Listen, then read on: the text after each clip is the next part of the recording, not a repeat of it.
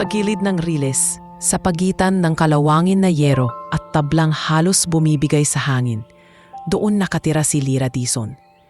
Sanay na ang tenga niya sa ugong ng tren tuwing madaling araw at sa kaluskos ng nanay niyang si Marites na nag-aayos ng takaning ilalako sa palengke. Puto, kutsinta, bibingka, sa labas, maririnig naman ang paus na makina ng trasikel ng tatay niyang si Romy na pilit tinapaandar. "Lyra, anak, kising na. Baka malate ka na naman sa school," tawag ni Marites habang pinaplantsa gamit ang lumang plansang may uling ang uniforme ng anak. "Sandali lang, Punay. Tapusin ko lang tong assignment," sagot ni Lyra, nakayuko sa lamesitang halos di kasya ang mga libro. Sa liwanag lang ng isang kandila, nagmamadali ang kamay niya sa pagsusulat. Kagabi pa siya nakakaramdam ng antok, pero hindi po pwedeng hindi niya matapos ang assignment. Pagkatapos nito, kailangan pa niyang tumulong sa nanay sa pagtitinda kung may oras, bago tuluyang pumasok sa eskwela. Paglabas niya sa maliit na bahay, sinalubong siya ni Romy, na nakasakay na sa trasikel. "Oh, top student, sabay ka na kay Papa. Ihahatid na kita, libre pa ang pamasahe." Biro nito, pilit pinapagaan ang bigat ng umaga. Ngumiti si Lyra at sumakay sa likod habang dumadaan sila sa maalikabok na kalye. Pinagmamasdan niya ang iba pang estudyanteng may malilinis na uniforme at bagong bag. Sumiksik lalo sa dibdib niya ang pangarap. Balang araw, hindi na ganito kahirap ang buhay nila. Sa lumang public high school na una niyang pinasukan, siya ang laging nangunguna sa klase. Kahit may butas ang sapatos at manipis ng medyas, wala siyang pakialam. Mas mahalaga sa kanya ang mga libro sa library kaysa sa tingin ng mga tao sa suot niya. Gabi-gabi, nag-aaral siya hanggang sa maubos ang kandila at mangawit ang mga mata. Isang araw, ipinatawag siya ng advisor niya sa faculty room. Kinakabahan siyang pumasok, iniisip kung may nagawa ba siyang mali. "Lyra," sabi ni ma'am, nakangiti, "may oportunidad ka. May private school sa Maynila na tumatanggap ng scholars. Inirekomenda kita. Ikaw ang pinakakarapat-dapat." Parang sumikip ang dibdib niya sa halo-halong emosyon. Saya, kaba, takot. "Ma'am, baka po hindi ako bagay doon." Mahina niyang sagot. "Puro mayayaman po yung nandoon, di ba? Ang talino at sipag, hindi binabase sa dami ng pera." Sagot ng guro. "Subukan mo. Para sa'yo to. Pati na rin sa pamilya mo." Kinagabihan, halos mapaiyak si Marites habang binabasa ang papeles ng scholarship. "Anak, private school to." Yakap niya kay Lyra. "Baka ito na talaga ang simula ng pag-angat natin." "Pero nay, paano po baon? Pamasahe?" "Ako na bahala," singit ni Romy. "Magdadagdag ako ng pasada. Kahit gabihin, okay lang. Basta ikaw, mag-aral ka lang ng mabuti." Dumating ang unang araw niya sa bagong paaralan. Suot niya ang uniformeng pinatahi sa ukay-ukay. Maayos naman, pero halatang hindi bago. Nasa kamay niya ang lumang backpack na donate ng NGO. Pagpas, "Obvious naman sa bag," sagot ng isa pa, sabay tawa. Sa classroom, lumapit sa kanya ang dalawang babaeng halatang sanay mag-utos, sina Bianca at Clarice. Makinis, mabango at parehong nakasuot ng relo na halatang mas mahal pa sa kabuuang gamit ni Lyra. "Hi, new girl," bati ni Bianca. Nakatikwas ang kilay. "Ano nga ulit pangalan mo?" Lyra Dizon." Maingat niyang sagot. "Scholar ka, no?" singit ni Clarice. "Wala lang, halata kasi. Anyway, welcome sa section namin. Ingat ka lang, dito mahirap pag hindi ka marunong makisabay." May halong ngiting nang aasar ang mga salita. Pero pinili ni Lyra na ngumiti at tumango na lang. Ang tanging panlaban niya ay ang talino at determinasyon. Nang dumating ang unang exam, ginawa niya ang lahat. Review tuwing biyahe. Basa ng notes kahit sa pila sa jeep. Pagbalik ng test papers, nilapitan siya ni ma'am. "Class, our highest score belongs to Miss Dizon." "Very good, Lyra," anunsyo ng guro. Napalingon ang buong klase sa kanya. Si Bianca, napakagatlabi. Si Clarice, umirap. May narinig pa siyang bulong. Scholar na kasi. Siyempre nerd. Sa gitna ng ingay, may isa siyang napansing tahimik na nakatingin sa kanya, mula sa likuran ng classroom. Lalaking payat, may salamin, naka-oversized na uniforme, at may hawak na makapal na libro. Ito si Noel Santiago, babong transferee rin, pero hindi ganoon kapinapansin ng iba. Sa mga sumunod na linggo, madalas silang naisasama sa iisang grupo sa mga project. Si Lyra, taga-basa at taga-research. Si Noel, taga-gawa ng presentasyon at slides. Lyra, mahinahong sabi ni Noel minsan habang magkatabi silang nakaupo sa library. Ito yung chart na ginawa ko. Tingnan mo kung tama yung pagkakaplat ng data. Ang galing, sagot ni Lyra, nabighani sa ayos ng slide sa laptop. Mukhang professional, para tayong college students na. Humiti si Noel, sabay kamot sa batok. Hindi naman, ginawa ko lang kung ano yung tama. Ikaw naman, ang galing sa research. Kung wala ka, wala rin tong presentation. Habang tumatagal, naging komportable sila sa isa't isa. Minsan, sabay silang umuuwi hanggang sakayan. Tahimik lang silang naglalakad, pero hindi awkward.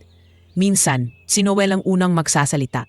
Lyra, balang araw, gusto kong mag-imbento ng app, kuwento niya. Yung makakatuling sa mga tulad nating nagko-commute araw-araw. Para hindi na laging late. App agad, natatawang sagot ni Lyra. Ako nga pangarap ko palang nakapasok sa college, pero sana sabay nating maabot yung mga pangarap na yan. Sa tuwing uuwi siya, sinasalubong pa rin siya ng realidad. Si Marites na pagod sa pagkakarendera, si Romy na amoy usok ng tambutso, at si Jeric na nakaupo sa gilid, nag-aabang kung may extra baon kinabukasan. Doon naaalala ni Lyra na wala siyang karapatang magpabaya sa pag-aaral. Dumating ang recognition day. Muli siyang tinawag sa entablado bilang top student. Habang nakatayo sa stage, napansin niya ang bakanteng space kung saan sana nakaupo ang magulang niya. Wala si Romy, nasa pasada. Wala si Marites, nasa palengke. Napangiti pa rin siya pero may kurot sa puso. Pagkatapos ng programa, lumabas siya ng covered court with bit ang sertipiko. Sa gilid ng hagdan, may nakita siyang pamilyar na figura. Si Noel, nakasandal sa poste, hawak ang 2 bote ng soft drinks. Uy, bati niya. Pilit nagbibiro. Parang ang lungkot mo dyan. Hindi ka ba pumasok sa recognition? Tapos na sagot ni Noel. Iniabot sa kanya ang isang bote. Napatingin si Lyra sa kanya. Ano yun? Huminga ng malalim si Noel, parang nag-ipon ng lakas ng loob. Matagal ko na to gustong sabihin pero gusto kita. Hindi lang bilang kaklase. Hindi lang dahil magaling ka. Gusto kita bilang higit pa dun. Nag-freeze si Lyra sa pinauupuan niya. Sa isang iglap, parang bumigat ang mundo. Pero sa halip na kilig, mga mukha ni na Marites at Romy ang sumulpot sa isip niya. Ang barong-barong sariles, ang baong eksaktong pamasahe lang. Noel, maingat niyang sabi, pilit iwas tingin. Salamat ha, pero wala akong oras sa danyan. Hindi naman kailangan ngayon agad. Sagot ni Noel, mabilis, parang takot mawalan ng tsansa. Pwede namang umiling si Lyra. Nilamnan ng lamig ang boses na hindi niya sinasadya. Hindi mo naiintindihan. Hindi ako pwedeng sumugal sa isang bagay na walang kasiguraduhan. Hindi pwedeng feelings lang. Kailangan kong unahin yung pamilya ko. At hindi ako pwedeng kumapit sa taong hindi pa malinaw kung saan talaga papunta ang buhay. Natahimik si Noel, nakatingin lang sa kanya. Hawak pa rin ang boteng hindi niya nabubuksan. Sa pagitan nilang dalawa, bumigat ang hangin at ang mga salitang binitawan ni Lyra, hindi niya alam, ay kakayod ng malalim na peklat sa puso ng binatang minsan niyang tinuring na pinakakomportableng kasama sa mundo. Pagka-uwi ni Lyra ng gabing iyon, hindi na niya inulit sa isip ang naging usapan nila ni Noel. Sa halip, ibinaon niya ang sarili sa pagtulong kay Marites, magbalot ng takanin para sa kinabukasan. Habang sa gilid ay nakatulog na si Jeric sa bangkong kahoy. Anak, pagod ka na. Bukas na yung assignment mo, sabi ni Marites. Inaabot ang isa sa mga bilao. Okay lang po, Nay, sagot ni Lyra. Pinipilit tumbasan ng ngiti ang bigat sa dibdib. Konti na lang naman to. Hindi niya nabanggit kahit isang salita tungkol kay Noel. Para bang kung sasabihin niya, gagaan ang pakiramdam, pero baka mas lalo lang siyang maguluhan. Mas madali nang isipin na tama ang desisyong ginawa niya. Unahin ang pamilya, unahin ang pangarap. Kahit may kailangang masaktan, Kinabukasan, pagpasok niya sa classroom, agad niyang napansin ang bakanting upuan sa likod. Sa tabi ng bintana, kung saan madalas nakaupo si Noel. Nandoon pa rin ang bag nito na madalas niyang nakikita dati. Pero ngayon ay wala. Wala rin ang laptop na lagi nitong karga. Lyra, alam mo ba? Absent si Noel. Bulong ng kaklase nilang si Marco habang inaayos ang notebook. Baka may sakit lang. Tipid niyang sagot. Pilit iwas tingin sa bakanting upuan. Pero habang lumilipas ang oras, napapansin niyan may mga nagbubulungan sa likod. Sabi ni Bianca, alis na raw yung pamilya nila papuntang abroad. Sabi ni Clarice kay Jomel. Hindi alintana kung marinig man ni Lyra. Talaga? Yung tahimik na nerd na yon? Abroad agad? Sana all. Natatawang tugon ni Jomel. Parang may malamig na hangin na dumaan sa batok ni Lyra. Napatingin siya sa bintana. Sa upuan dapat ay may nakayuko ngayong lalaki. Abala sa code at equations. Sa loob-loob niya, kumirot ang tanong. Umalis na ba siya nang hindi man lang ako nakapang-sorry? Sa susunod na araw, hindi pa rin pumasok si Noel. Dumating ang advisor nila. May dalang brown envelope. Class, sabi ni ma'am. Si Noel hindi na makakabalik. Lilipat na raw sila ng pamilya niya. May inabot siyang letter sa school admin. Thank you daw sa inyong lahat. Sadlit lang ang katahimikan. Kasunod niyon ay may ilang nag-react. Sayang, ang talino pa naman, sabi ng isa. Wala na yung tech support natin sa group projects. Biro naman ni Marco, pilit pinapagaan ng atmosphere. Si Lyra, tahimik lang. Halos hindi na niya marinig ang sumunod na announcements. Sa isip niya, ilang ulit bumalik ang huling eksena. Si Noel, nakatitig, hawak ang bote ng soft drinks. At ang boses niyang malamig na nagsasabing, hindi pwede ang isang taong walang direksyon. Pag-uwi niya, hindi na niya napigilan ang luha. Habang nakasakay sa jeep, nakatingin siya sa mga ilaw ng kalsada. Pilit inaalo ang sarili. Ginawa ko yun para sa pamilya ko, bulong niya sa sarili. Tama yun. Pero sa ilalim ng paulit-ulit na pag-uulit na iyon, may maliit na boses na nagtatanong, kailangan ba talagang ganong kasakit ang mga sinabi mo? Lumipas ang buwan. Abala ang lahat sa paghahanda. Siya, hawak lang ang photocopy ng reviewer na binili sa tabi ng campus. First time mo rin? Tanong ng babaeng katabi niya. Mestiza na naka-ponytail, may suot na simple pero maayos na blouse. Ako nga kinakabahan eh. Oo, sagot ni Lyra na pangiti. Pero kailangan kong pumasa, walang plan B. Tayo din, sabat ng isang lalaking nasa likod nila. Moreno, may backpack na puno ng reviewer. Ako pala si Roel, engineering ang target ko. Ako si Jessa, pakilala ng babae. Ikaw? Lyra, sagot niya. Business, kung papalarin. Sa loob ng exam room, halos umingay ang utak niya sa hirap ng mga tanong. May mga parte na kaya niya, may mga bahagi ring parang ibang lengguwahe. Pero naaalala niya ang mukha ni Romy, ang pawis nito sa bawat pasada, at si Jeric na laging nag-aabang ng balita tungkol sa kinabukasan. Hindi siya pwedeng sumuko. Paglabas niya ng university, halos himatayin siya sa pagod. Naglakad lang siya hanggang sa kaya ng jeep. Hinihigop ang bawat bugso ng hangin na dumadaan. Ilang linggo ang lumipas, dumating ang liham. Pumasa siya. Pasok siya sa State University, may partial scholarship, pero kailangan niyang magtrabaho para sa natitirang gastos. Anak, sigurado ka ba? Tanong ni Romy. Hawak ang sulat, nangingilid ang luha. Baka mahirapan ka sa Maynila. Wala naman tayong kakilala doon. Pa, kung hindi ako magsusugal ngayon, mauulit lang lahat, sagot ni Lyra. Pinipigilan ding maiyak. Kaya ko to, magwo-working student ako. Call center daw, may opening, sabi ni Ma'am. Yumakap sa kanya si Marites, mahigpit. Basta pangako mo, alagaan mo sarili mo. Huwag puro aral at trabaho. Magpahinga ka rin paminsan-minsan. Hindi na siya nagbanggit tungkol kay Noel kahit kanino. Para sa kanya, parang kabilang buhay na ang high school. Ang taning dala niya ay aral na kailangan niyang tumibay, kahit may kailanang mabitawan. Sa Maynila, nagsimula ang panibagong kabanata niya. Nupa siya ng maliit na kwarto malapit sa university. Isang kwartong kasya lang ang isang kama, maliit na mesa at electric fan. Ang sahig ay luma at may mga bitak, pero para kay Lyra, ito na ang unang hakbang palayo sa Riles. Umaga, klase. Gabi, call center. Sa unang shift na sa BPO company, halos hindi siya makapagsalita sa kaba. Good evening, thank you for calling. Nanginginig pa ang boses niya sa headset. Sa pantry, nakasabay niya sina Jessa at Rowell na pareho rin palang nakapasok sa parehong kumpanya.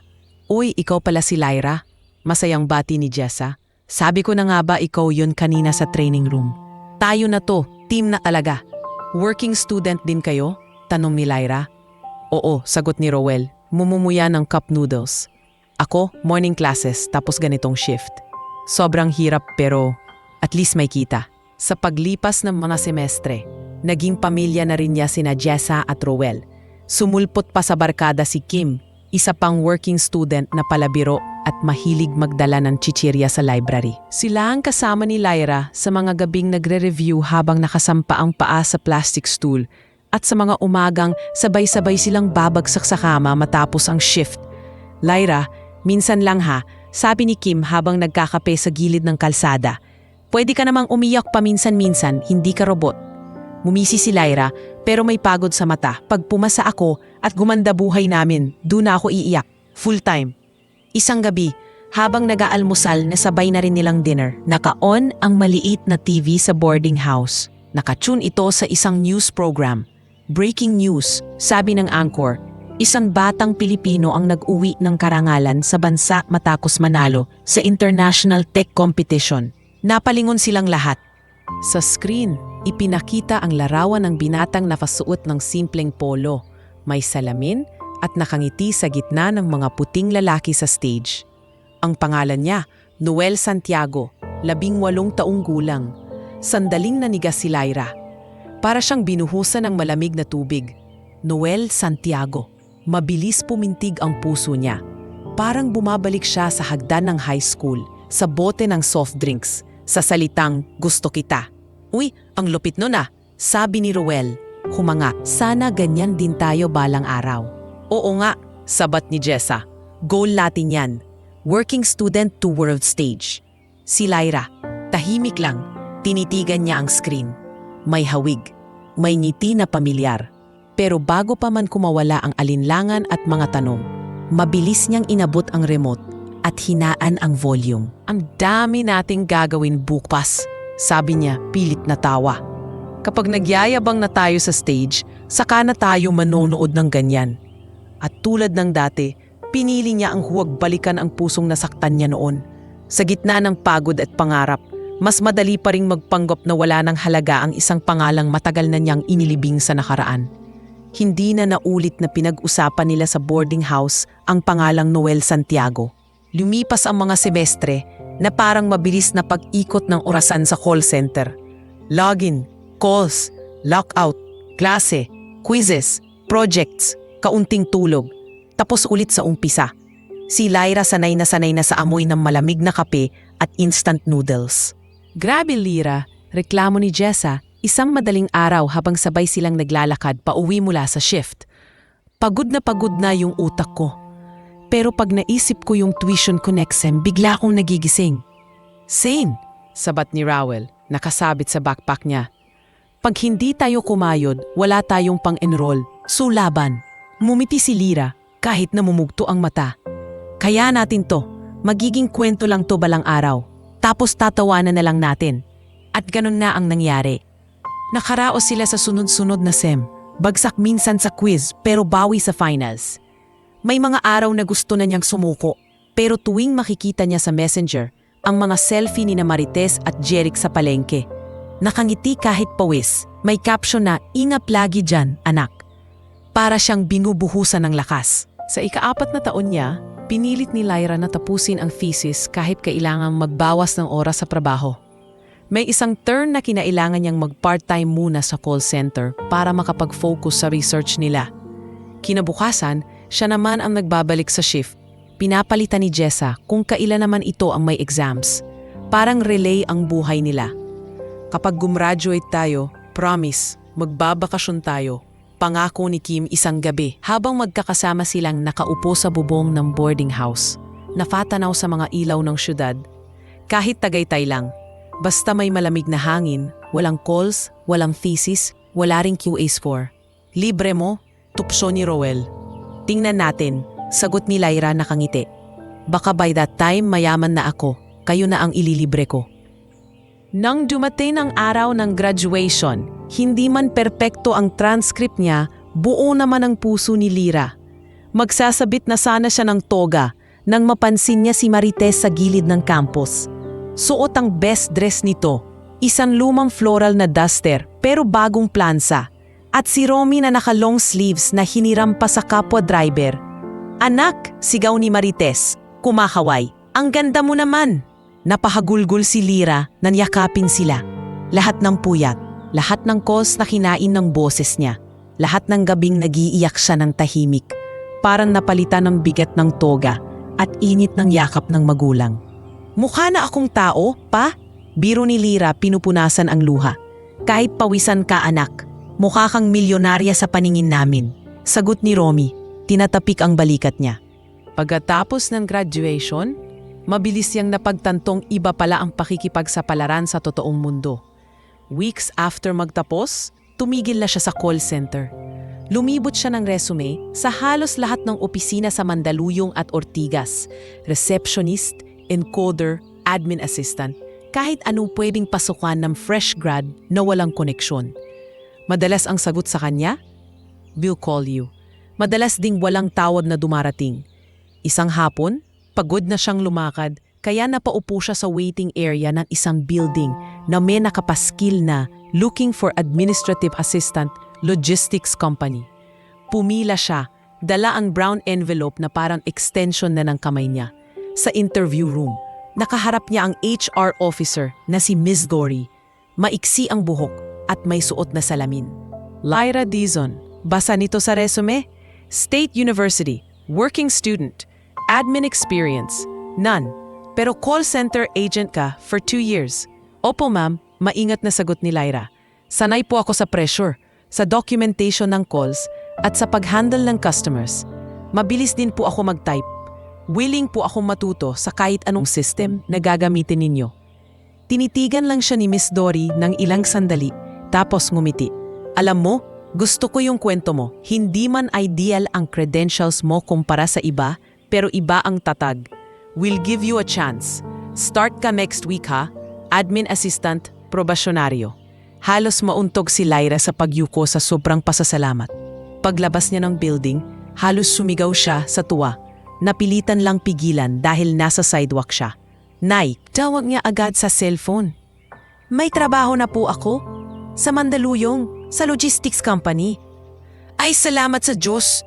sigaw ni Marites sa kabilang linya. Maririnig ni Lyra si Jeric sa background, sumisigaw din. "Yung anak ko may opisina na." Mabilis na napuno ang mga araw ni Lyra ng ibang klaseng pagod. Sa halip na calls, reports at inventory forms naman ang kinakaharap niya. Siya ang taga-encode ng delivery schedules, taga-asikaso ng petty cash, kagatawag sa drivers kapag may kulang sa karga. Nandun din si Mylene, ang accountant na strikto pero maaasahan. At si Jonas, ang IT guy na laging may dalang screwdriver at corny jokes. "Lyra, pakichet niya tong spreadsheet, parang may mali sa total," sabi ni Mylene sabay abot ng printout. "Sige po, ma'am," sagot niya, mabilis na piniping ang utak. "Pwede ko rin pong ayusin sa mismong file para ma-update agad." "Good," sagot ni Mylene. "Gusto ko yung initiative mo." Sa pantry, nakaupo silang magkakasama minsan, kumakain ng baon niya. Kanin at ginisang sitaw. "Uy, healthy," biro ni Jonas. "Diet ka ba o diet ka kasi wala kang choice?" Gaya ko. Napatawa si Lyra. "Pag sumweldo na ako ng malaki-laki, magchi-chicken joy tayo lahat." "Puyat ka na naman," singit ni Sarina. Tuwing sweldo, agad siyang naglo-load ng pera sa remittance para kina Marites at Romy. May maliit siyang itinabi para sa sarili, pero mas malaki ang cut ng pamilya. Si Jeric, tuloy sa pag-aaral sa kolehiyo sa probinsya. Engineering ang kinuha dahil gusto raw niyang gumawa ng mga makina na hindi basta susuko. Isang gabi, Habang nag-aayos siya ng mga gamit sa kwarto, dumating ang sunod-sunod na notification sa lumang cellphone niya. Messenger, GC, may nakapangalan na matagal na niyang hindi nabubuksan. Batch 20XX, HS Barkadahan. Napakunot noo siya. Matagal na siyang nakamute doon. Bihira lang magbasa. Binuksan niya ito at bumungad agad ang mahabang thread. Guys, 10-year reunion natin. Post ni Bianca. May kasamang selfie sa harap ng isang mamahaling kafe. Let's do it sa BGC, sa hotel na pinagsushootingan ng mga artista para bongga. Yes, go! Sagot ni Clarice. Team, glow up. Dapat lahat naka-best outfit and bring your jowa or asawa ha? Para cute sa group pics. May nag-reply pa. Walang single allowed? Charot. Maraming nag-react ng laugh emojis, heart at can't wait. May mga nag-share ng pictures nila kasama ang mga kotse, mga anak, mga beach trip abroad. Si Bianca may bagong post na nakatag, travel vlogger, influencer. May followings, may sponsorships. Si Jomel mukhang may negosyo ng car accessories. Ang iba, naka-scrubs, nurses na raw sa ibang bansa. Tahimik lang si Lyra. Nakahiga sa kama, nakatitig sa screen, napatingin siya sa paligid. Mamipis na kurtina. Luma pero malinis na bedsheet, maliit na electric fan. Wala siyang sariling kotse. Wala siyang sariling kondo. Wala rin siyang jowa. May sunod pang mensahe si Bianca. Sige guys, send kayo ng +1 names ninyo dito para maayos yung seating arrangement. Ang saya siguro puro couples, haha.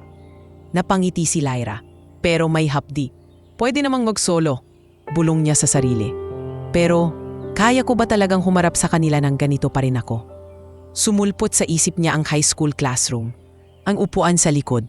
Ang batang lalaking may salamin na minsan niyang tinanggihan. Saka ang balita sa TV noon. Isang Noel Santiago na nagwagi sa tech competition. Tapos ngayon, siya, admin assistant. Maayos na oo. Pero sapat na ba para hindi siya pagtawanan? Pumasok sa chat ang mensahe ni Arman. Dati nilang class president, ngayon ay may profile na HR Manager, Global Edge Corporation. Guys, confirm na yung venue, Grand Meridian Hotel BGC. Semi-formal ha, see you all next month. Mabilis ang tibok ng puso ni Lyra habang nakatitig sa screen. Sa isang banda, gusto niyang magtago na lang sa trabaho at magkunwaring busy. Sa kabila, may maliit na bahagi sa kanya na gustong ipakitang hindi siya lubusang naiwan ng panahon. Kahit wala siyang mamahaling damit, kahit wala siyang partner. Nag-type siya sa GC, pinigil ang kaba. Game, maikli niyang sagot. See you. At sa unang pagkakataon, hindi niya alam kung paano o kanino siya hihingi ng tulong. Ang alam lang niya, hindi na siya yung Lyra na basta na lang tatanggap na siya ang laging kawawa sa kwento ng ibang tao. Kinabukasan sa opisina, kahit abala sa pag-i-encode ng delivery schedules at pag-follow up sa mga driver. Ang nakaschedule na reunion. Sa bawat tunog ng notification sa cellphone niya, natatakot siyang mula na naman iyon sa GC. May bagong post na gown, bagong usapang +1, bagong larawan ng mga buhay na tila ang gaganda ng direksyon. Lyra, okay ka lang? Tanong ni Mylene mula sa kabilang mesa. Parang napapabuntong hininga ka dyan ha. May mali ba sa report? Napakurap si Lyra at agad tiningnan ng spreadsheet. Ay, wala po ma'am. Pagod lang siguro. Sige po, tapusin ko na tong summary. Tinapos niya ang trabaho pero pagdating ng lunch break, agad siyang tinawag ni Jessa sa pantry. Hoy Lyra, bungad ni Jessa. Bitbit ang baon na adobo sa maliit na plastic container. Halika dito. May chismis daw ako na dapat mong marinig.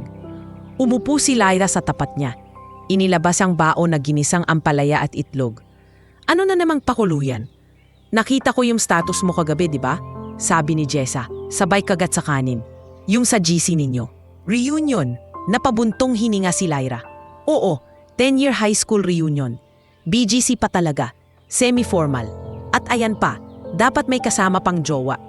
Oo nga, nabasa ko yung mga comment. Sagot ni Jessa, nakakunot noo. Bring your jowa or asawa.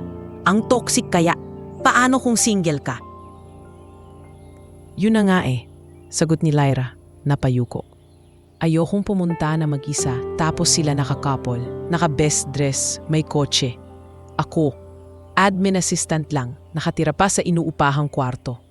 Baka paglaruan lang ulit ako gaya noon. Uy, wag naman ganyan, sagot ni Jessa, humihigop ng sabaw. Hindi ka na yung Lyra noon, iba ka na ngayon. At isa pa, hindi ka lang basta admin assistant lang. Halos ikaw nagpapagalaw ng kumpanya na to, no? Napatawa si Lyra ng mahina. Pero hindi nawala ang bigat sa dibdib niya. Kahit ganon, Jess, kilala mo naman yung mga ganong klasing tao. Yung tingin sa'yo laging nakabase sa kung anong sapatos suot mo, kung anong relo, kung may hawak kang car key. Ayoko nang bumalik sa pakiramdam na ganon. Sandaling natahimik si Jessa bago nadliwanag ang mukha nito. Alam mo, may nakita ako dating online. As in legit to ha, hindi yung kung ano-anong scam. Ano na namang kalokohan yan? Kunot nung tanong ni Lyra. Hindi siya kalokohan. Sabay kuha ni Jessa ng cellphone. Rent a date. As in pwede kang mag-rent ng lalaking sasama sa'yo sa mga events. Professional escort. Hindi bastos. May kontrata. May terms. Wala kang iisipin, gawa na nila yung script. Magpapanggap kayong magjowa para hindi ka mapahiya. Napakunot lalo ang noo ni Lyra. Ha? Jess? Parang ang weird naman nun. Magbabayad ako para lang may magkunwaring boyfriend? Hindi ba parang nakakahiya mas lalo? Mas nakakahiya bang mag-rent? Sagot ni Jessa. Seryoso ang tono? O mas nakakahiya na balikan ka ng mga dating bully mo nang ikaw pa rin ang tingin nila ay yung scholar na kawawa at walang jowa at walang pera? Hindi sa pangsuporta sa insecurities ha, pero kung makakatulong sa'yo kahit sa isang gabi lang na hindi ka nila pagtatawanan, bakit hindi? Hindi agad nakasagot si Lyra. Nakatingin lang siya sa table, pinaglalaroan ng tinidor. May parte sa kanyang natawa sa ideya. Pero may isa pang bahagi na parang kumapit sa pag-asang mababawasan kahit papaano ang hiya na matagal na niyang dala. Subukan mo lang tingnan, dagdag ni Jessa, inaabot ang cellphone niya. Wala namang mawawala kung sisilip ka lang. Kinuha ni Lyra ang phone at binuksan ang link na ipinadala ni Jessa. Pag-click niya, lumabas ang isang malinis na website. Prime Companion Services, Professional Event Partner for Hire. Nandoon ang mga picture ng mga lalaking nakasuit. Mukhang models, pero may nakalagay na linya sa itaas. Strictly professional. No illegal activities. With contract. Habang nag-scroll, nalaglag ang panga ni Lyra. May mga profile na may code name, Ace, Kenji, Lance, Eli. Naka-indicate ang height, language skills, basic background, corporate, creative, athlete. May mga ratings pa at short reviews mula sa previous clients na naka-censored ang pangalan. Di ba sabi ko sa'yo? Legit? Bulong ni Jessa. May promo pa nga kapag corporate event or reunion. Mas mababa ang rate kaysa sa usual. Napalunok si Lyra nang makita ang presyo. Hindi biro.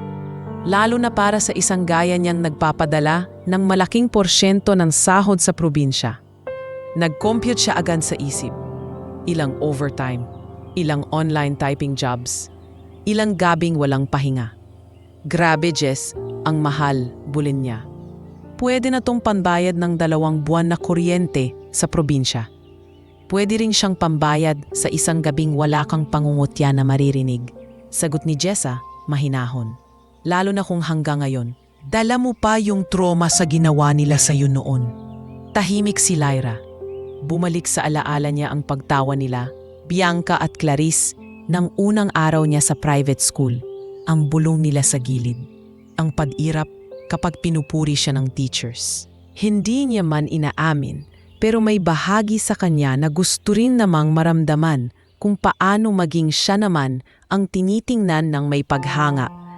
Kung ayaw mo, okay lang, dagdag ni Jessa. Tinatapik ang kamay niya. Pero kung magpapasya kang itry, tutulungan kitang mag-budget. Mag-overtime ka, tutulungan kita sa reports para hindi ka ma-burnout masyado. Tapos may nire-recommend din si Roel na online typing na legit. Pwede mong sabayan. Kinagabihan, sa kwarto, muling binuksan ni Lyra ang link gamit ang sarili niyang cellphone. Mag-isa siya. Rinig ang ugong ng electric fan. Nakahiga siya pero hindi mapakali. Kung mag-overtime ako ng 2 linggo, tapos yung typing job kahit 2 oras lang kada gabi, bulong niya sa sarili, nagbibilang sa maliit na notebook na pinaglalagyan niya ng budget. Baka kayanin. Hindi ako manghihingi kina mama. Ako magbabayad. Ilang araw, iyon ang naging routine niya. Pumasok sa opisina, nag-volunteer mag-stay ng late para mag-ayos ng files. Ginawa iyon dahil may overtime pay naman. Pag-uwi, maglalog in sa online typing platform at magta-type ng transcription para sa mga foreign clients kahit namimigat na ang mga mata. Lyra, baka sumuko yung katawan mo niyan, sabi ni Sarina isang gabi sa pantry. Nang makita itong halos malaglag ang ulo sa mesa. Magkakasakit ka. May pinag-iipunan lang, sagot ni Lyra. Pilit ng ngiti. Konti na lang. Okay na rin. Si Marites at Romy wala ring kaalam-alam. Ang alam lang nila, padala ni Lyra ang bayad sa matrikula ni Jeric, pang-ayos ng bubong, at kaunting sobra para sa gamot ni Romy sa alta presyon. Ayaw nang ayawan ni Lyra kapag tinatanong kung may natitira pa ba para sa sarili mo, anak. Ang lagi lang niyang sagot, oo naman po. Isang gabi, nakaupo siya sa harap ng maliit na mesa sa kwarto, nakaharap sa cellphone na nakalagay sa stand, bukas ang website ng Prime Companion Services. Halos kumpleto na ang naipon niya para sa down payment. Kung ngayon ako magbubook, bulong niya, tinitingnan ng petsa, aabot pa sa schedule ng reunion. Isa-isa niyang tiningnan ang profiles. May mga mukhang sobrang modelesque na parang hindi niya kayang katabi. Baka lalo lang siyang makonscious. May mga mukhang sobrang bata, may mukhang sobrang seryoso. Napahinto ang mata niya sa isang profile na may codename na Ellie. Nakasuot ito ng simpleng suit, hindi sobrang pormado gaya ng iba, pero may tindig na may kumpiyansa. Nakalagay sa description, speaks fluent English and conversational Japanese, experienced in corporate events and galas, comfortable interacting with executives and professionals. Corporate, fluent sa English, marunong sa formal settings. Bulong niya. Baka hindi ako mapahiya sa harap ni na Bianca. May maliit na bahagi sa kanya na na-curious sa nakalagay pang note sa baba. Known for being observant, respectful and supportive to clients, especially in high-pressure social events. Aran may kung anong kumalabit sa puso niya. Kailangan niya ng taong hindi lang gwapo sa picture, kundi marunong ding umalalay sa kanya kapag nagsimula ng mamata ang mga dating kaklase. Okay, mahinang sabi niya, huminga ng malalim. Once in my life, gagawin ko to. Pinindot niya ang book now. Lumabas ang form, event type, date, oras, brief background. Nag-type siya ng maingat. High school reunion. Semi-formal. I'm a working professional. I want to avoid being mocked by old classmates. Sa dulo, may bahagi ng form na nagtanong. Preferred dynamic. May mga option, sweet and clingy, professional and reserved, relaxed and friendly. Pinili niya ang relaxed and friendly. Ayaw niya ng OA. Gusto lang niya ng presensyang magpapakalma sa kanya. Pagkatapos, lumabas ang summary at total cost. Tinitigan niya ito ng matagal bago tuluyang pinindot ang confirm booking. Pumasok ang text message sa cellphone niya. Your booking with companion Eli is confirmed. Our staff will send you the contract and event guidelines via email. May dumating ding email ilang minuto pagkatapos. Isang PDF contract na nakalagay lahat ng terms. Bawal ang hindi na pag-usapang physical contact. Bawal ang anumang illegal. Professional lang ang pakikitungo. Siya ang sasagot sa lahat ng gastos sa pagkain at transport sa event. May clause din na, strictly no emotional involvement. This is a professional agreement. Binasa niya iyon ng dahan-dahan. Sa dulo may bahagi para sa electronic signature. Blanka niyang ipinasok ang pangalan niya, Lyra Dizon. Pag-click niya sa submit, napasandal siya sa upuan, hingal na parang galing sa mahabang takbuhan. Sa isang banda, nakaramdam siya ng hiya sa sarili. Umabot siya sa puntong nagrenta siya ng peking boyfriend para sa isang gabi. Pero sa kabila niyon, may konting ginhawa ring sumiksik sa dibdib niya. Bahala na. Mahina niyang bulong, tinititigan ang kisame ng kwarto. Kung ito ang kailangan para makatayo ako nang hindi nanginginig sa harap nila, gagawin ko. Isang gabi lang. Pagkatapos nito, ako na ulit to. Walang kontrata, walang bayad, ako lang.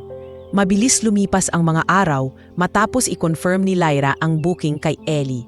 Sa pagitan ng pag-aayos ng delivery reports at paghabol sa online typing jobs, palihim siyang nagsisiksik ng oras para lang basahin paulit-ulit ang email ng agency.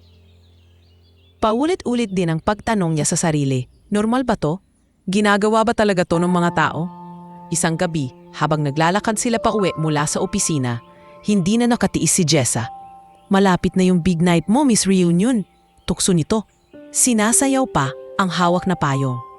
Na-finalize mo na ba outfit mo? Baka naman naka-admin assistant uniform ka lang doon. Loko, natatawang sagot ni Lyra.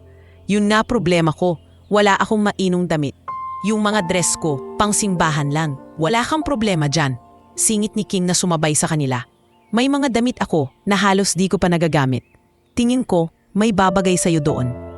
Gagawin ka naming prinsesa kahit isang gabi lang. Kinabukasan, day off ni Lyra. Pumunta siya sa maliit na apartment nina Jessa at Kim. Parang mini makeover studio ang kwarto. Nakakalat ang mga lipstick, foundation at eyeshadow sa mesa.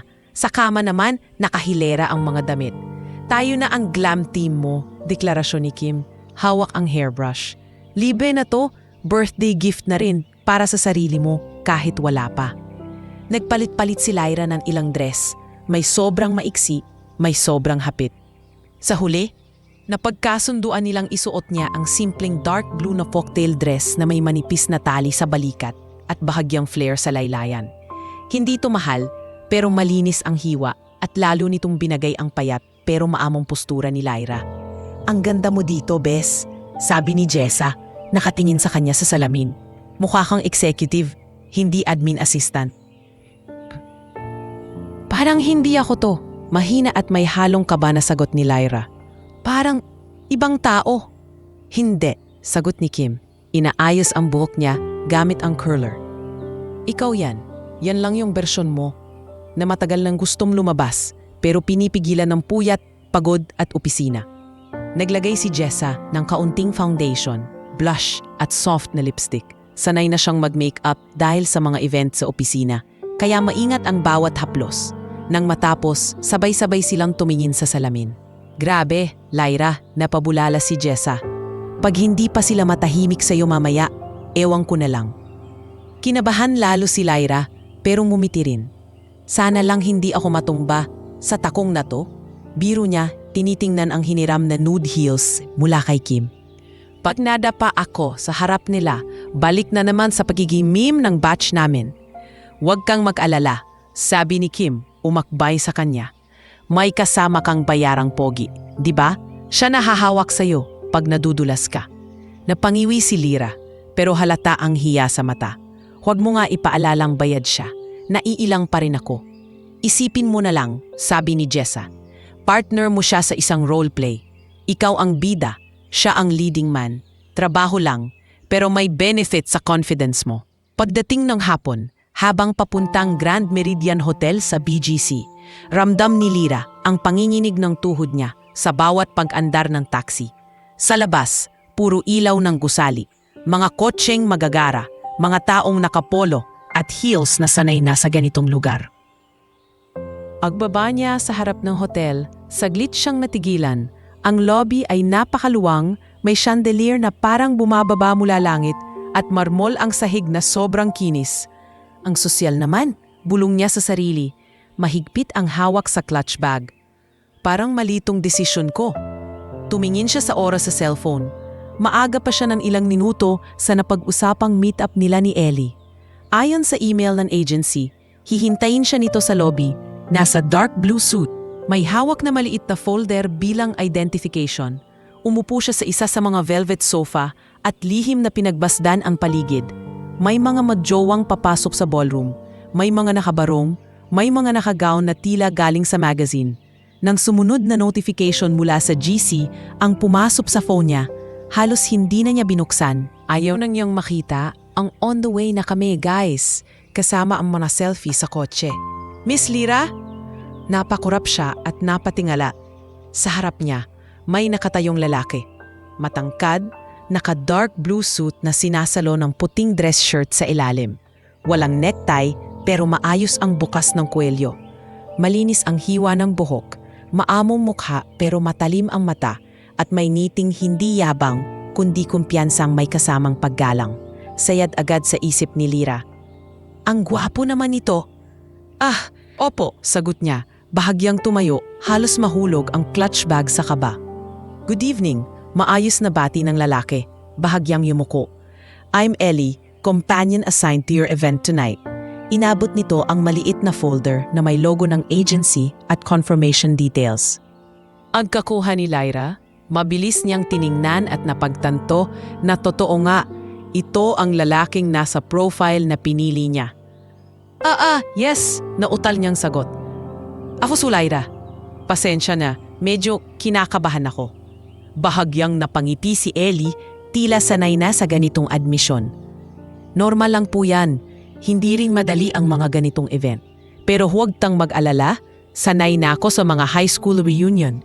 At sa mga hindi komportableng sitwasyon, may kung anong pamilyar sa paraan ng pagngiti niya. Sa bahagyang pagtaas ng kanang kilay kapag nagbibiro. Sa tono ng boses na parang dati na niyang narinig sa mas batang bersyon. Okay lang ba na mag-usap tayo sandali bago tayo pumasok sa loob? Mungkahin ni Ellie, magalang ang tono. Para lang magkapaan tayo kung anong storya ang gagamitin natin. Ay oo, sige sagot ni Lyra. Umupo ulit.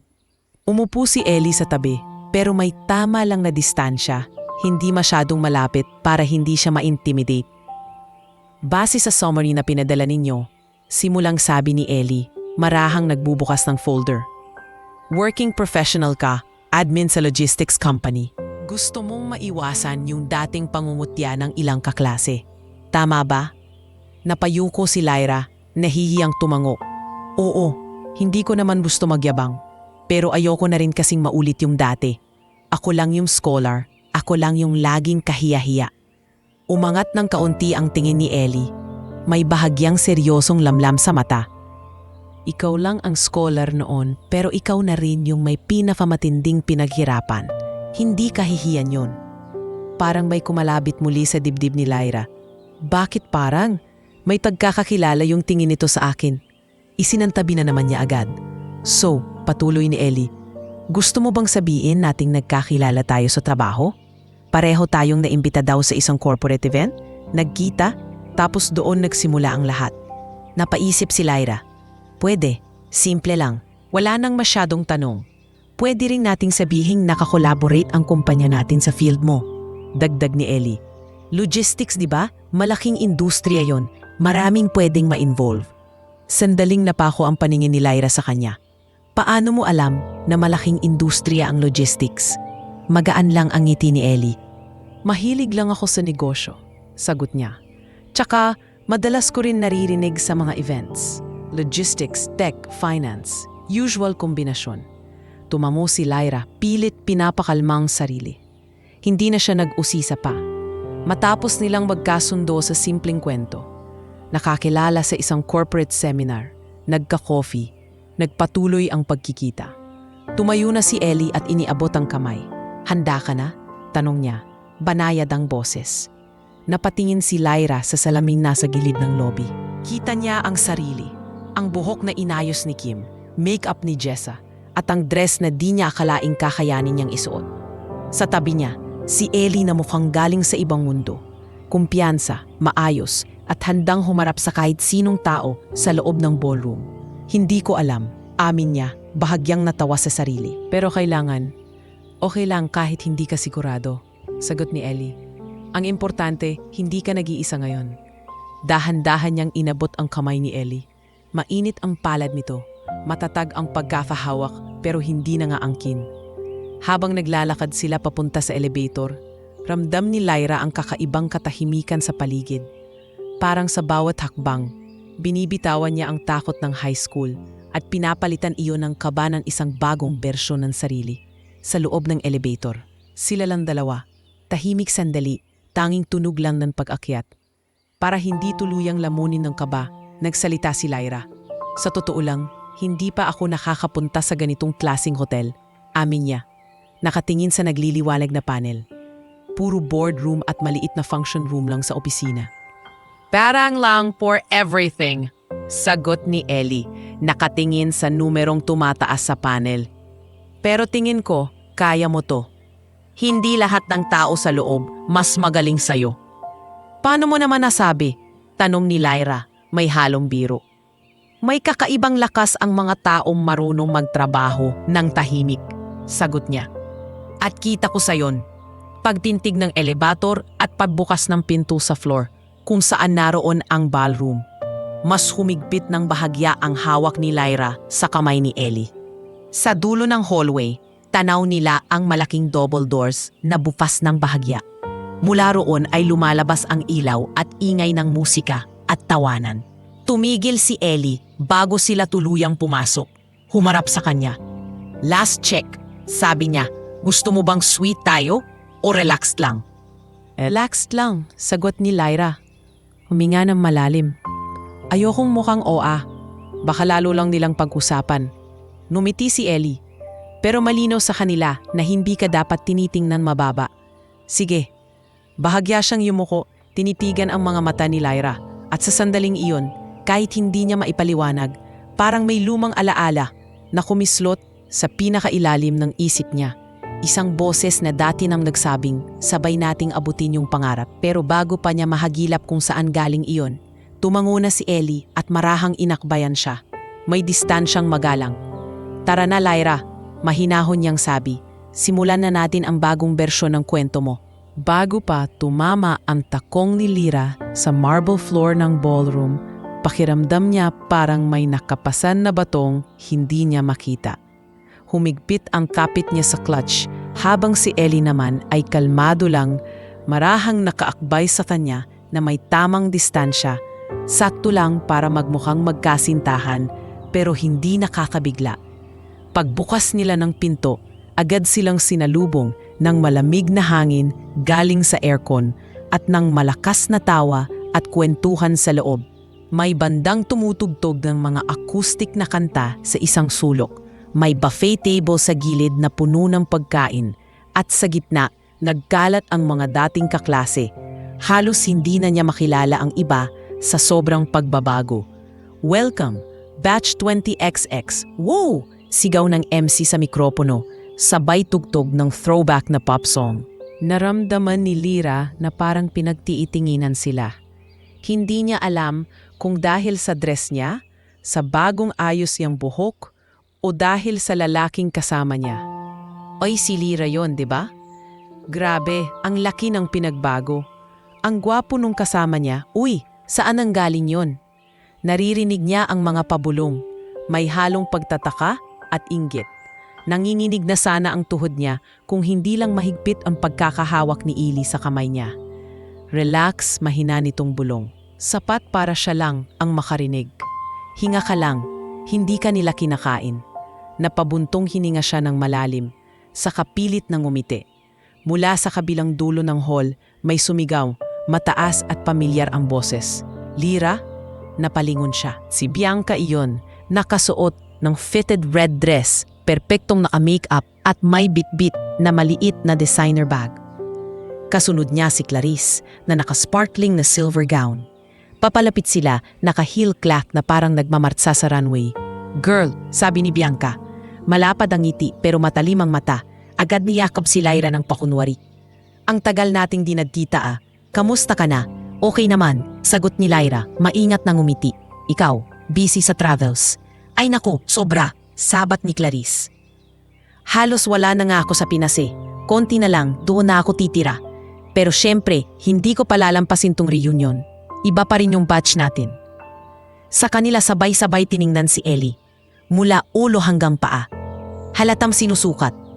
At ito naman, mumisi si Bianca. Introduce mo naman kami sa napakagwapong +1 mo.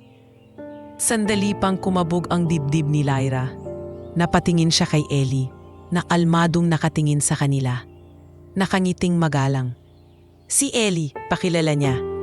Nagkakilala kami sa isang corporate event. Nagwo-work din siya sa tech side. Hi! Maayos na bati ni Ellie. Iniabot ang kamay kay Bianca at Clarice. I've heard a lot about this reunion. Mukhang special talaga sa inyo ni Lyra. Nagpalitan ng tinginan sina Bianca at Clarice. Kita sa mata ang pag-uusyoso. Of course, sagot ni Bianca. Sabay ayos ng buhok. Star section kasi kami, di ba? Lahat kami achiever. Wow, may kasama ka pang pogi. Bulong ni Clarice kay Lyra. Pero sapat para marinig pa rin ni Ellie. Hindi ko inexpect na mauuna ka pa sa amin sa love life ha. Hindi naman sa naiilang na umpisang sagot ni Lyra. Pero mabilis na pinutol ni Ellie, magaan ang tono. Actually, ako ang laking swerte, sabi ni Ellie, nakangiting tinitigan si Lyra. Hindi araw-araw may makikilala kang tulad niya, masipag, matalino, at sobrang humble.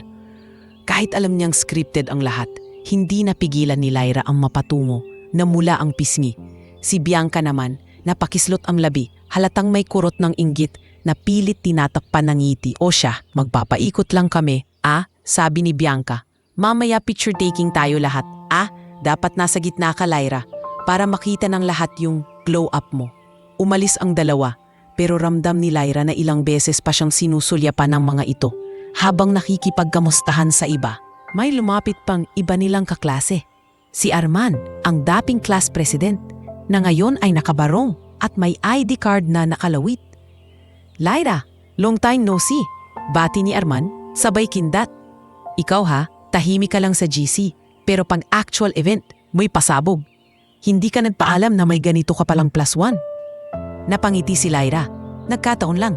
Arman, sabat ni Ellie, magalang na iniabot ang kamay. Nice to meet you. Matagal mo na palang kilala si Lyra. Since high school, sagot ni Arman, palagi ang top sa klase. Alam mo bang scholar yan dati? I'm not surprised, sagot ni Ellie. Nakatingin saglit kay Lyra na parang may alam pang mas malalim. She has that vibe. Bago pa tumagal ang usapan nila, tumunog ang mikropono at nagsalita ang MC. All right. Batch 20XX, pakiupo muna tayo sandali. Sigaw nito. May konting programa lang tayo bago tuloy-tuloy ang inuman at kwentuhan.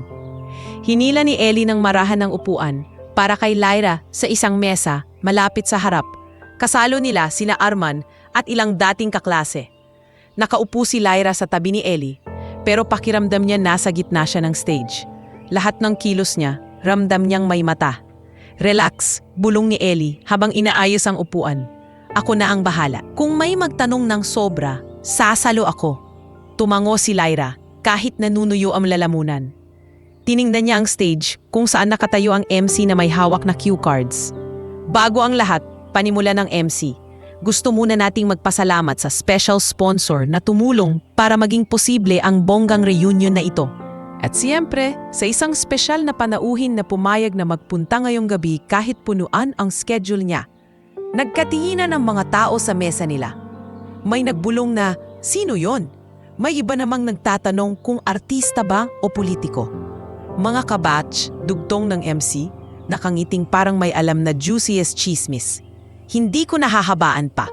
Gusto ko nalang sabihin na isa sa atin ang ngayon ay kinikilala bilang isa sa mga pinakabatang tech CEO sa bansa. Founder ng isang logistics and tech solutions company na ginagamit na ngayon ng ilan sa pinakamalalaking negosyo sa Pilipinas at abroad.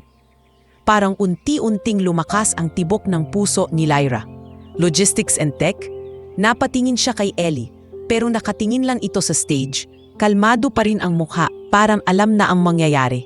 Tayo naman natin ang ating espesyal na panauhin, sigaw ng MC, Batch 20XX's very own engineer Elian Noel Santiago. May sumabog na palakpakan.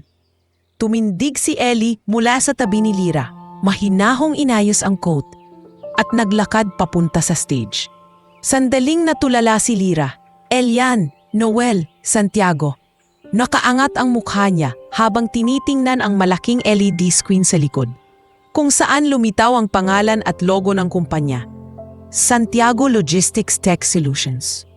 Kasunod niyon, isang mas malinaw na larawan ni Ellie. Nakasuit, may hawak na mikropono sa isang corporate event.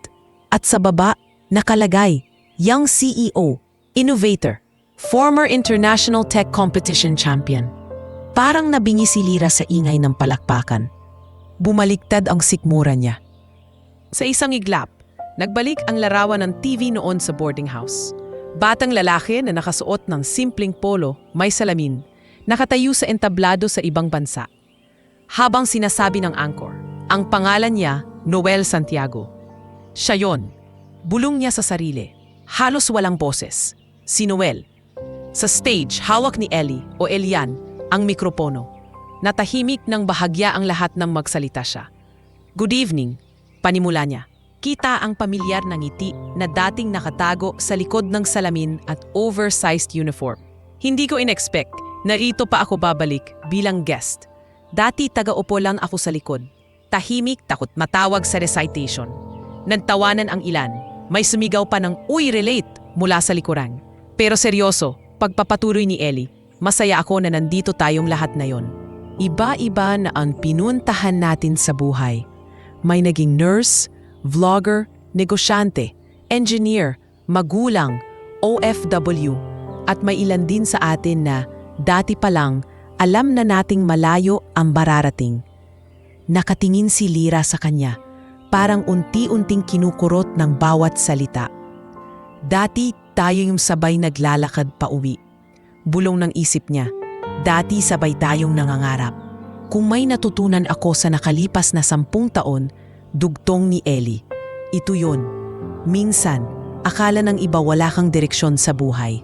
Pero hindi ibig sabihin nun na wala kang patutunguhan. Kailangan lang minsan ng tamang panahon, tamang pagkakataon. Bigla siyang napatigil at parang kusang gumawi ang tingin niya sa direksyon ng mesa ni Lyra. Saglit lang, pero ramdam ni Lyra na parang lumambot ang mga mata nito nang masilayan siya. Arang sandali siyang naging tanging tao sa loob ng napakalaking hall. At minsan ng tamang tao na maniniwala sa'yo. Pagpapatuloy ni Ellie, ngayoy mas maamo ang tinig. Hindi na alam ni Lyra kung siya ba ang iniisip nito o bahagi lang iyon ng magaling na speech ng isang sanay na sa entablado. Ang alam lang niya, sa bawat bigkas ng pangalang Elian Noel Santiago, mas lalo niyang nakikita ang batang nakasandal noon sa poste sa ilalim ng hagdan. May hawak na bote ng soft drinks at nagtatapat ng damdamin sa isang estudyanteng mas piniling maging praktikal kaysa maging mabait. Malakas ang palakpakan nang matapos ang maikling speech ni Ellie. May ilan pang nagtaas ng kamay at nagtanong tungkol sa negosyo niya, tungkol sa app nilang ginagamit daw ng mga kumpanya. Sumagot siya ng maayos, kalmado, parang sanay na sa mga ganitong Q&A. Si Bianca, halatang halos matunaw sa paghanga, may pa, "Wow, ang galing mo, Noel!" Panapasigaw mula sa mesa nila, sabay palakpak. Si Clarice naman todo video sa cellphone, naka-livestream pa ata. Samantalang si Lyra nanatiling tahimik sa upuan, hawak pa rin ang basong hindi niya nagagalaw. Sa loob-loob niya, paulit-ulit ang isang tanong. Paano nangyari to? Paano naging siya yung nirentahan ko bilang pekeng boyfriend? Sa gitna ng ingay at tuwa ng buong batch, siya lang ang parang nakaupo sa gitna ng bagyo. Tahimik sa labas, pero wasak-wasak ang loob. Tinatamaan ng alon ng hiya, gulat at isang uri ng pagsisising matagal na niyang itinago, pero ngayon lang muling lumutang sa ibabaw. Pagkababa ni Ellie mula sa stage, parang lalo pang lumakas ang ugong sa loob ng ballroom. May naguunahan sa paglapit sa kanya. Mga kaklase nilang halos hindi niya pinapansin noon, ngayon ay nag-aalok ng handshake, selfie at business card. Si Bianca, halos mauna sa pila. Bit-bit ang phone na naka-ready na mag-selfie. "Guys, group pic with Noel!" Sigaw nito, sabay sunggab sa braso ni Ellie. "Ikaw dapat nasa gitna, CEO!" Mula sa mesa, pinagmamasdan lang ni Lyra ang eksena. Para siyang nanonood ng pelikula na hindi niya alam kung paano siya napasok. Nakikita niya si Ellie na kalmado pa rin, nakikipagkamay, nakikipagniti. Wala sa kahit isang reaksyon nito ang kayabangan. Kung tutuusin, mas nahihiya pa itong tumanggap ng papuri. "Uy, Lyra," bulong ni Arman sa tabi niya, bahagyang tinutulak siya. "Lapitan mo na kayo nga ang magkasama dito, di ba?" Ikaw dapat yung unang nagyayabang na jowa ko yan. Napatawa siya ng pilit. Loko, hindi ko naman ugaling magyabang. Pero kaya mo naman ipagmalaki sarili mo. Sagot ni Arman, seryoso ang biglaang tono. Masyado ka lang sanay magtago. Bago pa siya makasagot, lumapit sa mesa nila sina Bianca at Clarice, kasama na si Ellie. May hawak na wine glass si Bianca.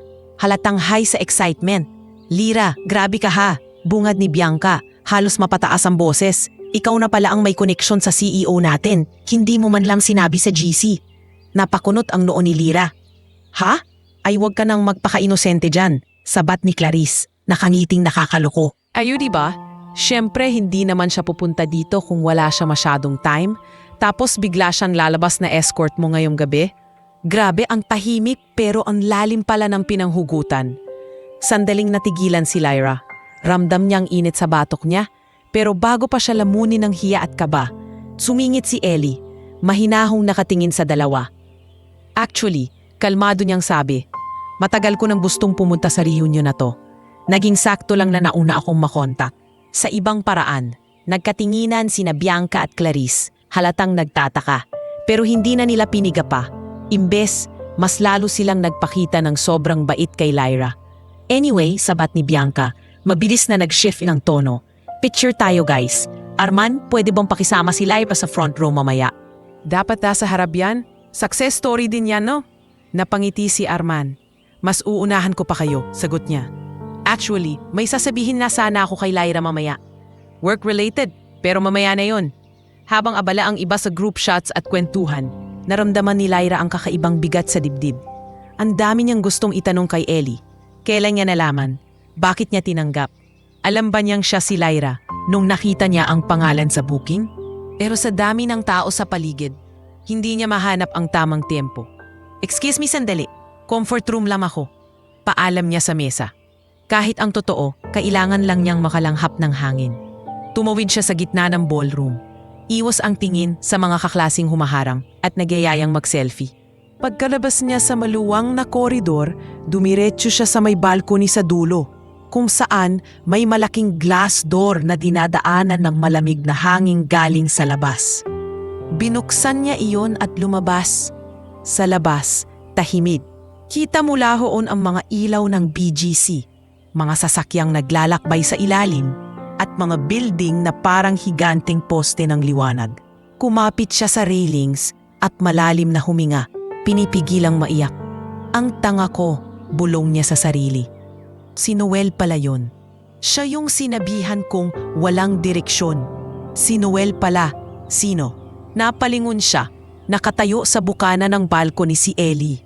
Nakasandal sa frame ng pinto. Hawak pa rin ang wine glass na hindi niya iniinom. Sorry. Dagdag niya agad, mahinahong pumasok sa liwanag.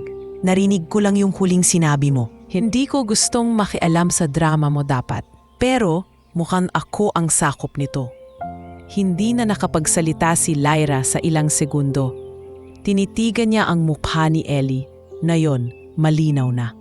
Ang linya ng panga, ang paraan ng paglunok kapag naiilang, ang ngiting pilit niyang tinatago kapag napupuri. Matanda na, mas may tindig, mas sanay sa mundo, undeniably si Noel. Matagal ko na sanang sasabihin. Mahinang simula ni Ellie, inilapag ang paso sa gilid. Pero may kontrata tayo ngayong gabi. Dapat professional lang. Kaya pinili kong maghintay hanggang matapos yung speech. Humigpit ang hawak ni Lyra sa railings. Noel, ikaw talaga? Mumiti siya. Hindi na Ellie ang anyo sa mga mata ni Lyra, kundi ang binatang minsang nakapolo at may salamin. Oo, Elian Noel Santiago. Noel pa rin sa loob kahit tinatawag na akong kung ano-ano sa labas. Sumirit ang init sa mga mata ni Lyra. Bakit? Bakit mo tinanggap yung booking? Halos bulong ang boses niya. Nakita mo ba agad yung pangalan ko? Tumango si Ellie, seryoso na ang muka. Nakita ko sa form, ay Lira Dizon, Logistics Company Admin, High School Reunion. Hindi ako agad makapaniwala. Akala ko, ibang Lira. Pero nung binasa ko yung details, scholar, dating bullied, napabuntong hininga siya. Alam kong ikaw yon. Pwede mo namang tanggihan. Mabilis na putol ni Lyra. Ramdam ang pagdagsa ng hiya. Pwede mo akong iwasan. Ang dami mong ginagawa. CEO ka na. Hindi mo kailangan magpakahirap magpanggap bilang escort. Bahagyang natawa si Ellie, pero may pait sa tono. Lira, hindi ako pinilit. At hindi rin to basta sideline lang. Matagal na akong gumagawa ng, let's say, social favor work bago pa man sumabog yung kumpanya. Mas sanay ako sa mga taong nangangailangan ng kasama sa mga stressful na event. Tulad ng reunion na to. Bakit? Tanong ni Lyra, muling napalingon sa ilaw ng syudad. Dahil gusto mong kumita pa kahit mayaman ka na? Hindi lang pera, sagot ni Ellie. Minsan, gusto ko lang maalala kung sino ako bago ako tawaging CEO. Yung Noel na tahimik lang sa likod. At ngayong nakita ko pangalan mo sa form, naisip ko baka panahon na para malaman ko kung nagbago na ba yung Lyra na minsan kong niligawan. Namilog ang mata ni Lyra, napayuko. Noel, sorry. Tahimik na bumagsak ang luha sa mata niya. Pinunasan niya agad, pero hindi niya magawang pigilan. Sorry sa sinabi ko noon. Tuloy niya, halos nabubulol. Nawala kang direksyon, na hindi ako pwedeng sumugal sa isang taong parang walang patutunguhan. Hindi ko alam na magiging ganito ako. Mahinang sabat ni Ellie. Hindi mayabang, walang bahid ng panunumbat. Hindi mo naman kailangang humingi ng sorry dahil hindi mo nakita yung future ko. Wala namang may nakakita noon. Umiling si Lyra, pero mali pa rin yung paraan ko. Pwede naman kitang tinanggihan nang hindi kita binabagsak. Pwede kong sabihing hindi pa ako ready o may inuuna ako, pero sinaktan kita ng sobra. Alam kong ginawa ko yun, kahit bata pa tayo. Sandaling natahimik si Ellie, nakatingin sa kanya, masakit. Amin niya, mahinahon. Oo, hindi ko ikakaila. Siguro kung ibang tao yon, magiging dahilan yon para magtanim ako ng galit. Pero sa totoo lang, napailing siya, napangiti ng mapait. Yun din yung nagtulak sa akin na patunayan. Hindi lang sa iba, kundi sa sarili ko, na may direksyon ako. Napakapit si Lyra sa dibdib. So, ako pala yung dahilan kung bakit ka naging ganito? Hindi naman, mabilis na sagot ni Ellie. Ikaw yung nagkalik ng switch, pero matagal nang nakaabang yung mga piraso ng buhay ko. Ako pa rin ang nagdesisyong mag-aral, magtrabaho, magsugal sa mga ideya. Kung may kasalanan ka man, hindi yon yung pag-angat ko. Yung sakit lang na kailangan kong labpasan. Tumingala si Lyra. Pinipigilan ang hagulgol. Di ko alam kung kaya kong tingnan ka bilang hired companion ngayong alam ko na lahat to.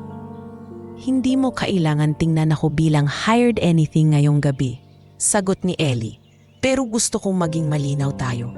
May kontrata tayo at respeto ko sa trabaho mo at sa sarili ko na tapusin yon ng maayos. Hindi ako nandito para ipahiya ka o sinilin ka sa nakaraan. Kung gusto mong tapusin natin tong fasad na to, pwede na, dagdag pa niya. Pwede tayong bumalik sa loob bilang magka-batch lang. Ipapaliwanag ko sa agency, ako na bahala. Umiling si Lyra, nanginginig ang boses. Hindi ko gugustuhin yon. Hindi dahil gusto kong magkunwari pa, kundi hindi pa ako handang harapin sila ng mag-isa. Hindi pa ngayon. Tumango si Ellie, mauunawaing mumiti. Okay, then tonight, I stay as Ellie, your companion. Pero pagkatapos ng gabing to, huminto siya, biglang naging mas banayad ang tinig. Gusto kong makausap ka ulit. Hindi na bilang client at escort. Bilang Noel at Lyra. Bilang dalawang taong parehong dumaan sa hirap at baka pwede pang magpatawad pati sa sarili nila. Bago pa makasagot si Lyra, bumukas ang pinto ng balcony at sumilip si Arman. Medyo hinihingal. Uy, kayo pala nandito, sabi nito. Nakangiti pero halatang nag-aalangan kung istorbo ba siya. Sorry ha, pero hinahanap na kayo sa loob. Lyra, tinatawag ka ng MC. May segment daw na Where Are They Now at gusto ka nilang isali. Tsaka, kung okay lang, may gusto sana akong i-offer sa'yo na trabaho pagkatapos ng event. Napatingin si Lyra kay Ellie, saka kay Arman. Parang sabay-sabay na sumabay ang ingay sa loob, lamig ng hangin sa labas at tibok ng puso niya. Sa unang pagkakataon, pakiramdam niya, hindi lang siya hinahatak ng nakaraan, May humihila rin sa kanya papunta sa ibang direksyon. Lyra, tawag ulit ni Arman, mas mahinahon. Kaya mo pa? Huminga siya ng malalim, pinunasan ang luha at tumango. Oo, sagot niya, kakayanin. Sumulyap siya kay Ellie, saglit silang nagtagpo ng tingin. May kasunduan na hindi na kailangan pang bigkasin. Sa gabing iyon, tatapusin nila ang papel na pinasok nila. Pero sa lalim ng mga nasabi at nalaman, malinaw na hindi na ulit sila babalik sa dati nilang posisyon sa isa't isa. May bagong pintunang unti-unting bumubukas, kahit hindi pa nila alam kung saan eksaktong hahantong. Pagbalik nila ni Ellie mula sa balcony, pakiramdam ni Lyra parang bagong tao ang naglalakad papasok ng ballroom. Pareho pa rin ang tugtog, parehong tawa, parehong ilaw, pero iba na ang bigat sa dibdib niya. Hindi na lang takot, may halo ng pagharap sa sarili niyang nakaraan. Inilaan siya ng MC sa Where Are They Now segment. Nakaupo sila sa harap, sina Bianca na travel vlogger, isang nurse na si Joanne na galing Middle East, si Arman bilang HR manager, at siya, si Lyra, simpleng admin sa logistics. Lyra, tanong ng MC, ngiting kilala ang tono. Ikaw yung top student noon, di ba? Kamusta ka na ngayon? Hinawakan niya ang mikropono. Saglit na sumulyap kay Ellie, na nakaupo sa mesa, tahimik pero nakatingin sa kanya. Huminga siya ng malalim. Siguro po, panimula niya. Kung titingnan sa papel, hindi kasing bongga ng iba yung storya ko. Working student ako sa college, call center sa gabi, estudyante sa umaga. Ngayon, admin assistant sa isang logistics company. Baka sa iba, normal lang yun. Pero sa amin, malaking bagay na. Kasi dahil sa trabaho ko, nakapag-college yung kapatid ko, nabayaran namin ang utang sa paluwagan at naayos namin ang tagas sa bubong. Tahimik ang ilan, may pumalakpak sa gilid ng paningin niya.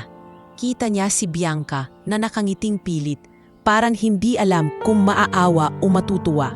Si Arman naman, nakatingin sa kanya ng may respeto. Hindi ako mayaman, dugtong ni Lyra, mustang boses. Pero hindi na rin kasing hirap ng dati. At sa totoo lang, proud ako roon. Malakas na palakpakan ang sumunod. Sa unang pagkakataon sa gabing iyon, hindi niya kinailangang itago sa likod ng kung anong imahe ang sarili niya. Sabay-sabay, parang nalaglag ang matagal na niyang dinadalang hiya. Matapos ang segment at ilang games, unti-unti nang nagkalabasan ng mga tao sa veranda at photo booth. Doon siya nilapitan ni Arman habang abala si Ellie sa pakikipagkamustahan sa ilang alumni na alatang mga potential business partners. Lyra, bungad ni Arman, hawak ang baso ng juice. Seriously ha? Na-inspire ako sa sinabi mo kanina. Ngumiti siya, binabawasan ng kaba. Kwento lang naman yun. Pero hindi lahat kayang ikwento ng hindi nagdadramatic, sagot ni Arman. Alam mo bang HR manager ako sa Northbridge Logistics Group? Kliyente namin ang kumpanya ni Noel, ni Ellie, para sa tech solutions nila. Naghahanap kami ngayon ng admin supervisor na alam ang actual na galaw ng logistics, hindi lang yung puro teorya. Napatigil si Lyra. Supervisor? Sir, parang ang bigat naman agad doon. Nakita ko na yung resume mo sa LinkedIn actually. Pag-amin ni Arman, sabay tawa. Na-curious ako nung nakita kong logistics ka rin. Call center background, admin, working student. For me, yun yung tipong tao na marunong gumalaw under pressure. Mag-apply ka. Hindi ko sinasabing guaranteed. Pero sasabihin ko sa panel na seryoso akong ire-recommend ka. Napatingin si Lyra sa loob kung saan tanaw niya si Ellie na may kausap na dalawang lalaki. Parehong nakabarong. Hindi nila alam na pinag-uusapan ang buhay niya sa kabilang sulok. Pag-isipan mo, dagdag ni Arman, inilagay ang business card sa kamay niya. Mas mataas ang sahod, may HMO, mas maayos ang oras. Kailangan mo lang maniwalang kaya mo. Kinagabihan, pauwi sa taxi, nataupo si Lyra sa tabi ni Ellie. Tahimik silang dalawa habang pinapanood ang mga ilaw sa labas. Hindi na niya muling binanggit ang offer ni Arman. Hindi rin ito nagtanong. Parang pareho silang napagod, hindi lang sa event, kundi sa mga emosyon na hinarap nila. Pag-ihinto ng taxi sa tapat ng inuupahang kwarto ni Lyra, binalingan siya ni Ellie. Lyra, mahinahon niyang sabi, kontrata-wise, tapos na tayo ngayong gabi. Hindi kita obligado na kausapin pa ako after nito. Tumango siya, hawak ang clutch. Alam ko, pero kung ayos lang sa'yo, dugtong ni Ellie, gusto kitang makita muli bilang, hindi na client, bilang Lyra, kape, karinderya, kahit saan ka komportable. Hindi agad nakasagot si Lyra. Tuminala siya sa ngumiti, pagod pero totoo, kapag hindi na sumasakit. Yung utak ko sa lahat ng nangyari ngayong gabi, sagot niya. Ikaw ang unang makakaalam. Tumango si Ellie, binuksan ang pinto ng taxi para sa kanya. Deal, ingat ka. Pagpasok niya sa kwarto, halos sabay sumabog ang notifs sa cellphone niya. Mga tag mula sa GC, mga picture nilang magkakasama, mga caption na, grabe ang gaganda ng buhay ng batch natin at ang lakas, makamovie ng love team ni Lyra at ni CEO. Pinatay niya ang data at humiga. Sa unang beses matapos ang matagal na panahon, nakatulog siya ng umiiyak. Pero hindi lang dahil sa lungkot. May halo ng ginhawa at takot sa bagong simula. Ilang linggo ang lumipas. Sineryoso niya ang alok ni Arman. Nagpaalam siya sa kasalukuyang kumpanya nila Mylene. Sa HR exit interview, hindi maitago ni Mylene ang lungkot. Sayang ka, Lyra, sabi nito. Nakakunot ang noo pero may ngiti rin. Pero alam kong hindi ka panghabang buhay dito. Pang mas mataas ka. Salamat po. Ma'am, sagot ni Lyra, halos maiyak. Sa inyo ko natutunang maging maingat sa detalye. Dadalhin ko po yun. Si Jonas nagdrama pa sa pantry. O ano na, wala na akong kakwentuhan sa IT room? Sino na magrereklamo sa akin tungkol sa mabagal na printer? Tatawag pa rin ako, kahit wala na ako dito, biro ni Lyra. Para lang may mas stress ka. Si Sarina nakayakap sa kanya sa gate. Pagsikat ka na, hag mo kaming kakalimutan na. At saka, salamat sa mga libreng payong pinagsaluhan natin. Sa Northbridge Logistics Group, iba ang mundo. Mas malaki ang opisina, may glass walls, may sariling lounge area. Bilang admin supervisor, siya na ang inuutusan. Pero siya rin ang may responsibilidad sa dalawang junior admin na sina Len at Harvey at sa koordinasyon sa driver's pool. Ma'am Lyra, kawag ni Len, kaba sa boses. May kulang na dokumento sa shipment ni Client Alta Vista. Hindi po makaalis yung truck. Send mo agad sa akin yung reference number. Mabilis na sagot ni Lyra. Nakatutok sa monitor. Tatawagan ko yung warehouse. Huwag munang papalapasin yung truck hanggat hindi kumpleto. Kesa magka-penalty tayo sa maling papers, unti-unti nasasanay siya. Mas mataas ang sahod, mas mahaba pero mas dignified ang trabaho. May HMO na sina Marites at Romy. May allowance para kay Jeric. Sa unang sweldo niya, nagpadala siya ng mas malaking halaga sa probinsya. Tumawag agad si Marites. Anak, sobra to, halos utal nitong sabi sa telepono. Sigurado ka ba? Oo, Nay. Sagot niya, nakaupo sa employee lounge habang kumakain ng pandesal. May HMO na po kayo ni Papa. Pa-check up na kayo. Si Jeric, wag niyo nang pigilan sa mga project niya. Si Jeric naman, tuwang-tuwa sa chat. Ate, nakita ko yung company ni Noel. Este ni Sir Elian sa balita. Gamit daw ng mga logistics. Grabe, idol ko yun. Gusto kong maging ganyan balang araw. Napangiti si Lyra. Kung alam mo lang, bulong niya sa sarili. Sa bagong kumpanya, doon niya mas madalas makasalubong si Ellie. Hindi bilang escort, kundi bilang CEO partner. Paminsan-minsan, dumarating ito kasama ang tech team para mag-present ng bagong features ng app nila. Good morning, bati nito sa conference room isang araw. Suot ang simpleng polo at slacks. We're rolling out a new scheduling module. Mas madali na ang pag-track sa trucks. Nandoon si Lyra, kasama ng ilang supervisors. Naglagay siya ng tanong, hindi bilang kilala kita, kundi bilang kailangan ko tong malinawan sa trabaho. Sir, maayos niyang tanong, paano po kung may sabay-sabay na rush orders? Pwede po bang mag-prioritize base sa client tier? Ngumiti si Ellie, may bahagyang kilig na hindi halata sa iba pero ramdam nila. Pwede. Actually, maganda yung suggestion mo, Lyra. I'll have my team configure a sorting feature para dyan. Hindi nila kailangan ng palihim na tinginan para maramdaman na pareho silang umaalalay sa isa't isa kahit tahimik. Sa tuwing matatapos ang meeting, magpapalitan lang sila ng maikling kamusta at ingat sapat na sa ngayon. Hanggang sa isang gabi, matapos ang overtime, may nag-pop na message sa messenger niya, "Noel, free ka ba?" Napakurap si Lyra. Hindi Ellie, ang pangalan sa chat kundi Noel. Pangalan na pang high school. Sumagot siya, "Tapusin ko lang report." "Bakit?" "Noel, dadaan ako dyan sa malapit sa opisina nyo.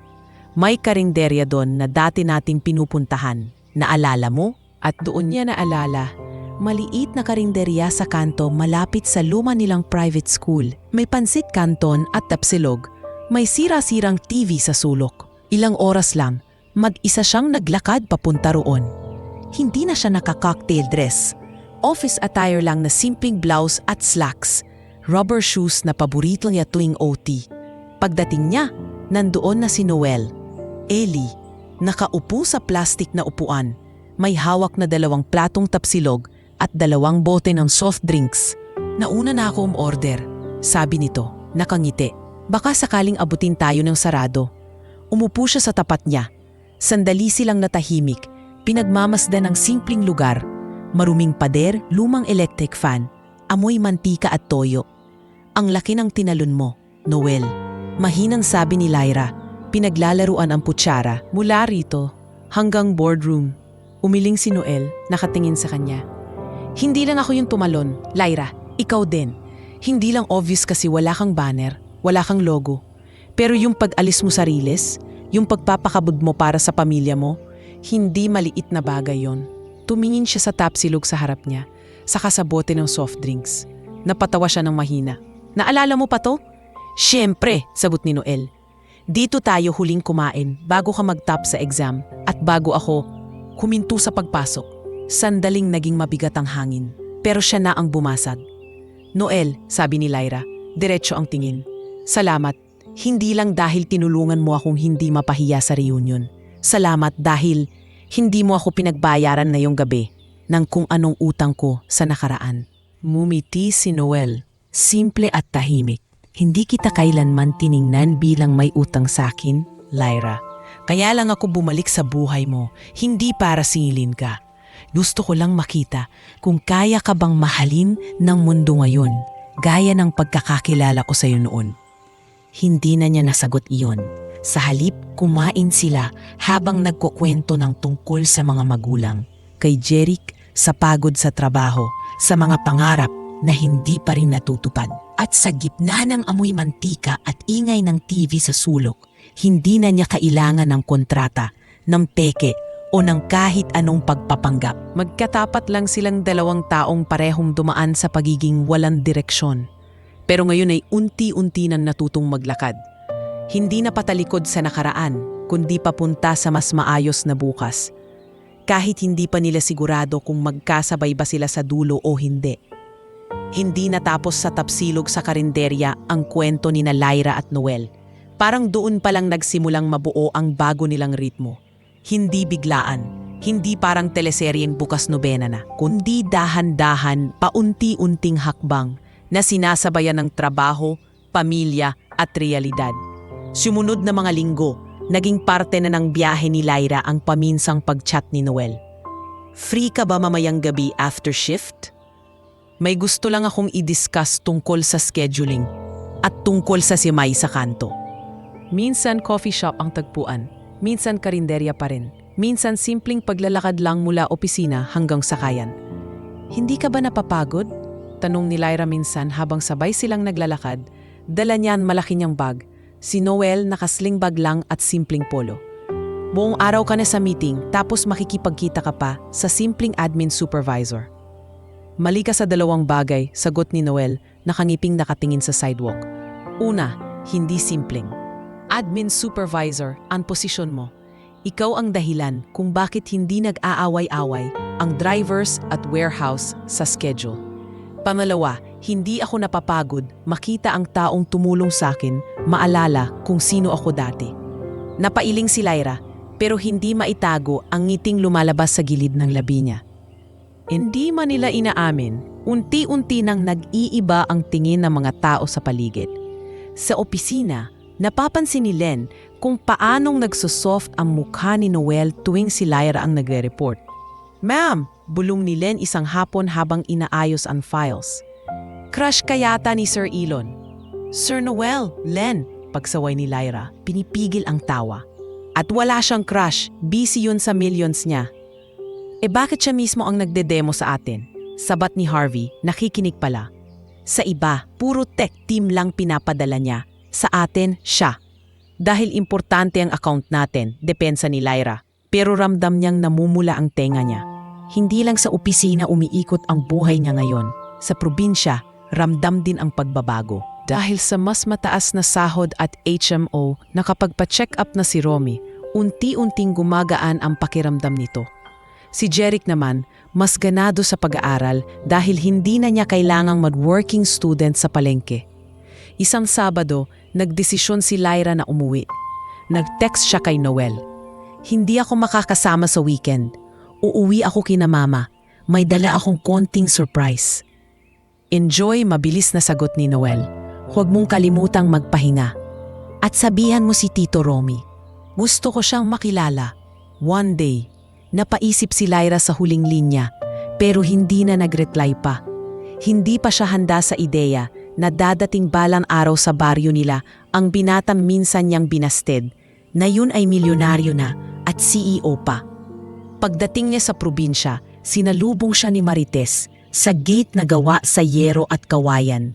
"Anak," yakap agad nito. "Ang kinis mo na, parang hindi pinapawisan sa Maynila." "Nay naman," natatawang sagot ni Lyra, pero ramdam ang kilig sa papuri. Nakita niya si Romy sa may gilid, nakasando at shorts. Mas maganda na ang kilos kaysa dati. "Pa, kumusta po pakiramdam niyo?" "Aba, gumagaan na," sagot ni Romy. Nakaniti. "Salamat sa HMO mo. Yung gamot ko, hindi na iniintindi masyado ng nanay mo." Kinagabihan, habang sabay-sabay silang kumakain, naikwento niya ng pahapyaw ang tungkol kay Noel. Hindi bilang milyonaryo, kundi bilang kabatch na CEO na supplier nila. "Maayos siyang kausap, Nay," sabi ni Lyra habang nagsasandok ng sabaw. "Hindi mayabang. Matagal ko na siyang kilala dati pa, nung high school." "Eka," singit ni Jeric. Biglang napaangat ang tingin. "Si Noel Santiago? Yung nasa balita dati?" "Ate, yan yung sinasabi kong idol ko, di ba? Yung gumawa ng app." Tumawa si Lyra. "Oo, siya yun." "Grabe ate, halos mapatayo si Jeric. Kilala mo pala talaga siya? Pa-autograph naman. Pag nakita mo ulit siya, sabihin mo fan niya ako. Ha? Tsaka, wag mo siyang awayin ha? Baka magtampo, hindi na mag-imbento ng bagong tech." Napangiti si Marites. "Ay nako, kung talagang mabait yang kaibigan mo, Lyra, ipagpapasalamat ko sa Diyos. Pero anak, naging seryoso ang makha niya. Ingat sa puso mo ha? Hindi porke mabait at magaling ang lalaki, ibig sabihin kailangan mong puwersahin ang sarili mong umibig. Dahan-dahan lang." "Opo, Nay," sagot ni Lyra. Pero sa loob-loob niya, alam niyang unti-unti nang tumatakbo sa ibang direksyon ang puso niya. Hindi na laging pabalik sa guilt, kundi pasulong sa posibilidad. Pagbalik niya sa Maynila, hindi na niya naabutan ng katahimikan. Pag-on pa lang ng data niya sa terminal, sunod-sunod na notifs mula sa GC at social media ang pumasok. "Uy, nakita niyo to? Si Lyra, kasama ulit si Noel sa isang event? Grabe, upgrade from scholar to CEO lover."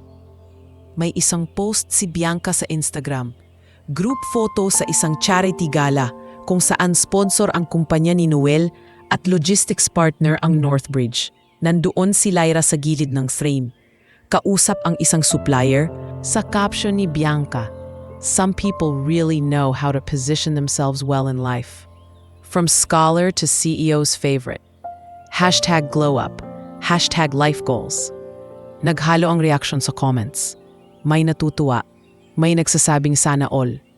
May ilang nag-PM kay Lyra. Nagtatanong kung siya na ba talaga si future Mrs. CEO. Sa opisina, hindi rin ito nakaligtas sa usapan. "Ma'am, trending ka."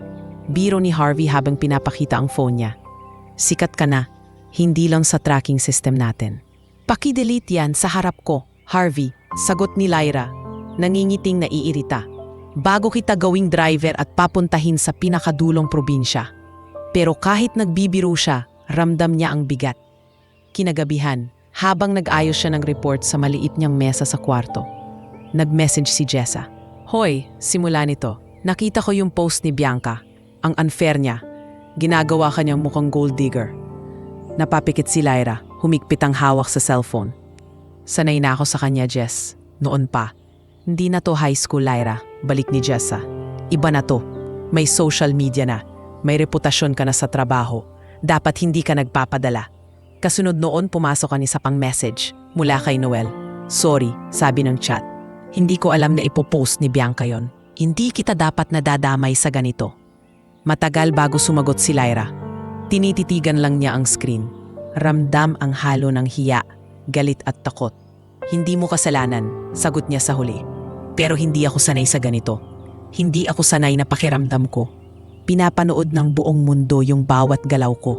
Mabilis ang reply ni Noel. Kung gusto mong lumayo muna, tatanggapin ko. Kung mahimo, gusto kitang protektahan. Pero hindi ko pwedeng pilitin ang presensya ko kung mas nakakabigat sa'yo. Tumulo ang luha ni Lyra nang hindi niya namamalayan. Ito ba yung kinatatakutan ko? Tanong niya sa sarili. Na kapag nakihalubilo ako sa mundo niya, magiging palaban ako hindi lang sa kahirapan, kundi sa tingin ng tao? Kinabukasan, nagpunta sa opisina si Noel para sa routine meeting. Pagkatapos ng presentasyon, nagpaiwan siya sa conference room habang palabas na ang iba. Si Lyra, naiwan ding nag-aayos ng notes. Lyra, tawag ni Noel, maingat ang tono. May minuto ka pa ba? Tumingin siya, seryoso ang muka. May 2 minuto ako. Pag lumagpas ka, overtime na yan. Umupo si Noel sa kabilang dulo ng mahaba nilang mesa. Hindi lumalapit ng sobra. Ayokong dumating sa punto na ang kwento mo ay ikakabit lang sa apelyido ko. Panimula niya. Ayokong sabihing umangat ka dahil sa akin. Nakita ko kung paano ka magtrabaho. Bago pa tayo nagkita ulit, may kayod ka na. Pero, usisa ni Lyra, nakahalukip-kip. Pero hindi ko ring itatanggi na gusto kitang tulungan higit pa sa kaya kong gawin bilang partner company, amin ni Noel. Hindi dahil naawa ako, kundi dahil pinahahalagahan ta. Lyra, gusto kitang ligawan. Hindi bilang CEO, hindi bilang escort, bilang Noel na minsang binasted mo sa ilalim ng hagdan. Parang tumigil ang mundo sa loob ng conference room. Narinig ni Lyra ang sarili niyang tawa. Mahina, may halo ng luha. Sigurado ka? Anong niya? Pilit nagbibiro pero nanginginig ang boses. Alam mo bang once upon a time, sinabi ko sa'yo na hindi ako pwedeng sumugal sa isang taong walang direksyon? Tanda ko, sagot ni Noel, tumatawa ring may lambing. At ngayon, gusto ko namang itanong sa'yo, kaya mo na bang sumubal sa isang taong alam mong may direksyon pero hindi mo alam kung kaya mong sabayan? Natahimik si Lyra. Sa isip niya, mabilis na nag-flash ang imahe ni na Marites at Romy na mas maayos na ang buhay. Ni Jeric na nangangarap maging engineer. Ni na Jessa at Kim na bumubuhos ang suporta. Ni na Bianca na hindi na kailanman mawawala sa mundo. Laging may masasabi. Takot pa rin ako, tapat niyang sagot. Takot ako sa sasabihin ng tao. Takot akong isipin nila na ginagamit kita. Takot akong ulitin yung ginawa ko noon na saktan ka ulit. Tumango si Noel, tinatanggap ang bigat ng mga salita. Kung hindi mo pa kaya ngayon, hindi ko ipipilit. Pero sana, huwag mong hayaang ang takot mo sa sasabihin ng iba ang magdikta ng buhay mo. Minsan, Lyra, hindi sapat na matalino ka. Kailangan mo ring maging matapang. Nagtagpo ang mga mata nila. Parehong may luha ngunit matatag. Sa wakas, huminga ng malalim si Lyra. Hindi ko maipapangako na magiging madali, sabi niya. Mahinahon pero buo ang boses. Hindi ko ring maipapangako na hindi ulit ako matatakot. Pero this time, Noel, if ever magsusugal ako, hindi dahil milyonaryo ka, kundi dahil ikaw yan. Bahagyang napangiti si Noel, mabagal pero totoo. So ano yun? First down payment? Installment, sagot ni Lyra. Ngayon ay mas buo ang tawa. Walang refund ha? At pag nabully ako online, sasabayan mo kung magbasa ng comments. Deal, tugon ni Noel. At pag napagod ka, may tapsilog pa rin sa karinderya. Doon tayo babalik. At sa gitna ng corporate conference room, sa pagitan ng mga projector, laptop at logbook, dalawang taong minsang nagkalayo dahil sa sakit at takot ang muling nagkasundo. Hindi sa grand gesture, hindi sa harap ng buong mundo, kundi sa tahimik na desisyong sabay nilang haharapin ang sunod na kabanata. Kahit papuno pa ito ng mga pagsubok na hindi nila alam. Sa labas ng glass wall, gumagalaw pa rin ang mga truck sa tracking screen. Umaandar ang logistics ng mundo. Sa loob, may dalawang pusong unti-unti ring natututong kumilos sa iisang direksyon. Hindi perpekto, pero sa wakas, magkasabay. Hindi naging parang fairy tale na kinabukasan ay happily ever after na sila ni Noel. Totoo pa rin ang traffic, ang overtime, ang pagod sa katawan, at ang mga chismis online. Pero mula nang mag-usap sila sa conference room at tanggapin ni Lyra ang installment na sugal sa puso niya, nagbago ang paraan ng pagharap niya sa lahat. Hindi nila agad in-announce sa mundo na sila na. Sa simula, sila lang ang may alam, kasama ng pinakamalalapit sa kanila. Una niyang sinabi ito kina Jessa at Kim sa boarding house, habang kumakain sila ng pansit canton at kape. Bes, seryoso ka? Nanlaki ang mata ni Jessa, hawak pa ang tinidor sa ere. As in, kayo na ni CEO Noel. Huwag kang sumigaw, takot na sabi ni Lyra, tinatakpan ang bibig nito. Hindi pa nga official sa lahat. Kayo lang ni Kim ang una kong sinabihan. Si Kim na nakaupo sa paanan ng kama, nakangiting parang nanalo sa loto. Sinasabi ko na nga ba may something sa mga tinginan niyo sa pantry. Pero Lyra, sigurado ka ba? Hindi ito biro. Hindi lang puso mo ang ipapasok mo dyan, pati mundo niya. Humina siya ng malalim.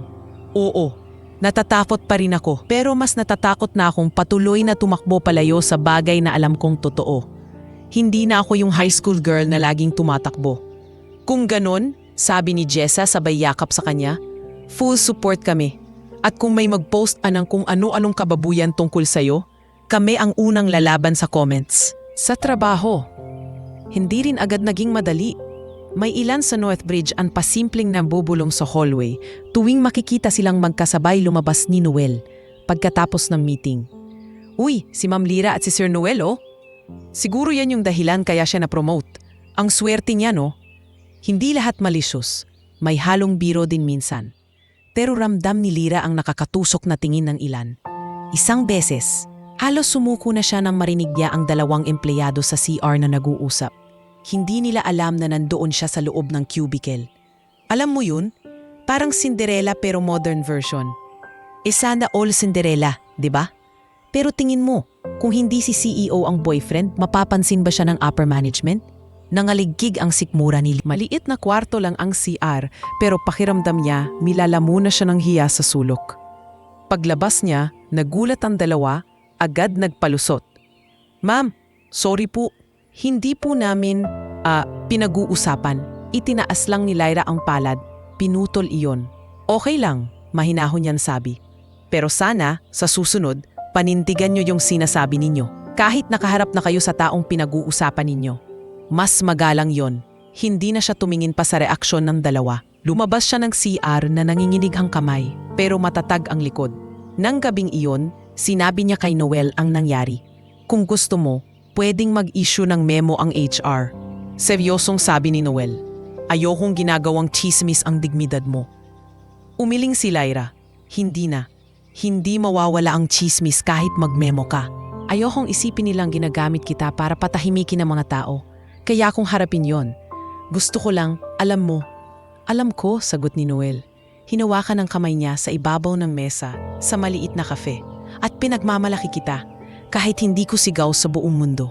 Kaya, kung anong bilis ng hakbang mo, sabay lang ako. Lumipas ang buwan, naging mas malinaw ang direksyon ng buhay ni Lyra. Hindi lang sa karir, kundi sa mga taong gusto niyang tulungan. Dahil sa partnership ng kumpanya ni Noel at Northbridge, Iminungkahi niya kay Arman ang isang proyekto, scholarship at internship program para sa mga working student mula sa public schools at state universities. Ano to, Lyra?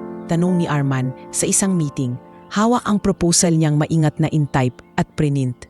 Arang pinaghalo mo na yung buhay mo sa script. Tingin ko kasi, sir, paliwanag ni Lyra, ang daming batang gaya ko dati, nakakayanan pero halos sumuko na sa pagod. Kung may kumpanya na willing magbigay ng flexible na schedule, allowance at mentoring, baka mabigyan sila ng mas maayos na start. Pwede nating gawing joint program with Santiago Logistics Tech. Sabat ni Noel, nakasama sa meeting. Tech and operations training, real projects, at after graduation, papupunta nito, may chance ma-absorb. Long-term investment sa tao. Napatingin si Arman sa kanila.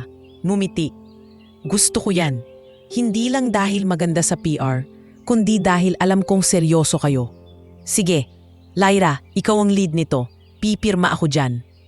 Sa unang batch ng scholars at interns, dumating ang mga batang may kanya-kanyang kwento.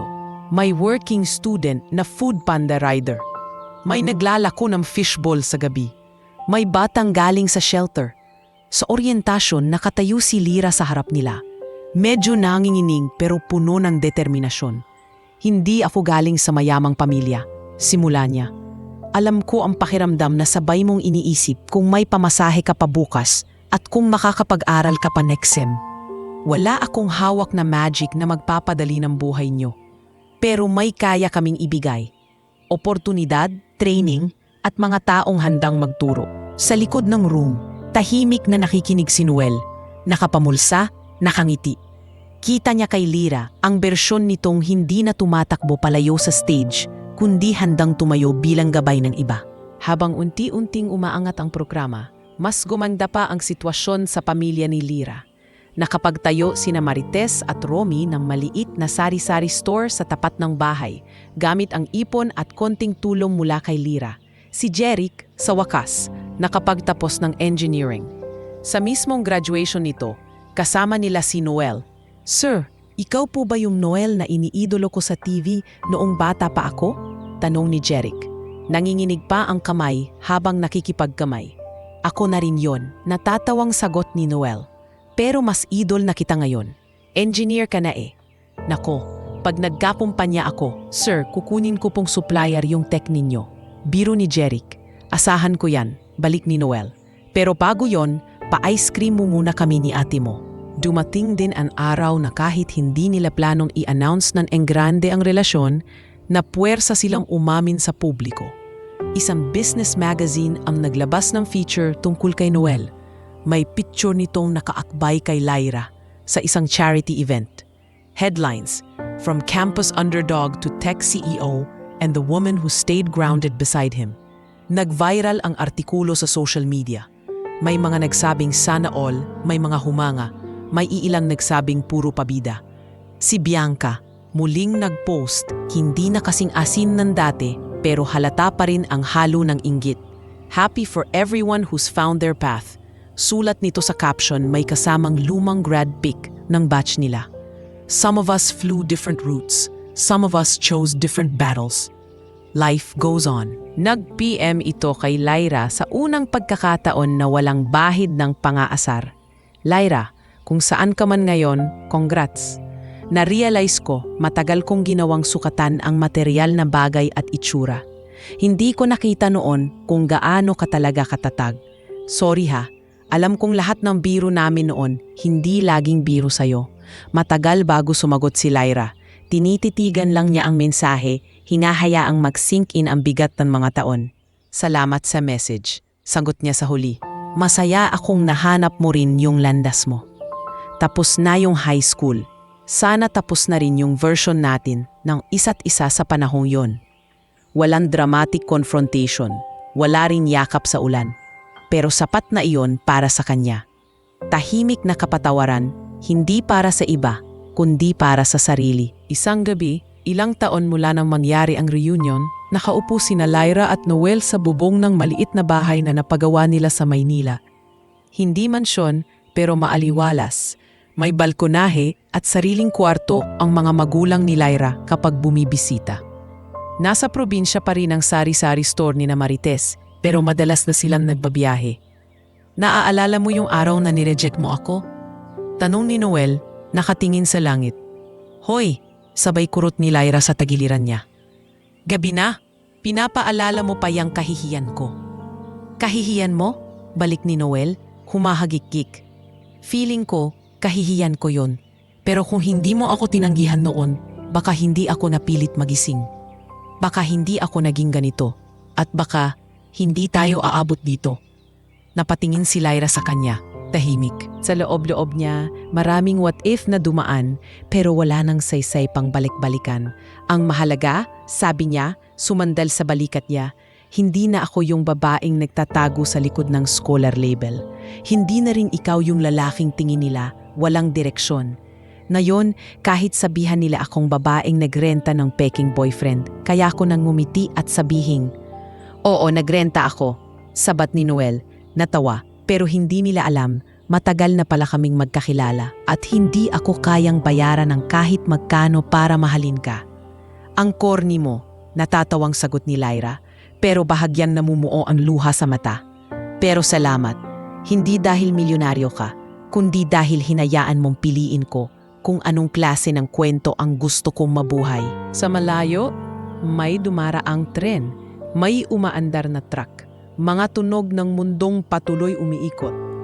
Sa kanilang bubong, tahimik lang silang nakaupo, magkahawak ang kamay. Walang engranding fireworks, walang kamera, walang audience. Pero sa puso ni Lyra, malinaw, tapos na ang kabanata ng hiya at pagtakbo. Pumasok na siya sa kwento kung saan siya mismo ang pumipili. Hindi kung sino ang mahal niya, kundi kung paano niya mamahalin ang sarili at buhay na pinaghirapan niya. Kasama ng lalaking minsan niyang binaon sa nakaraan. Pero ngayon ay kasama na niya sa pagbuo ng tahimik pero totoong happy ending nila.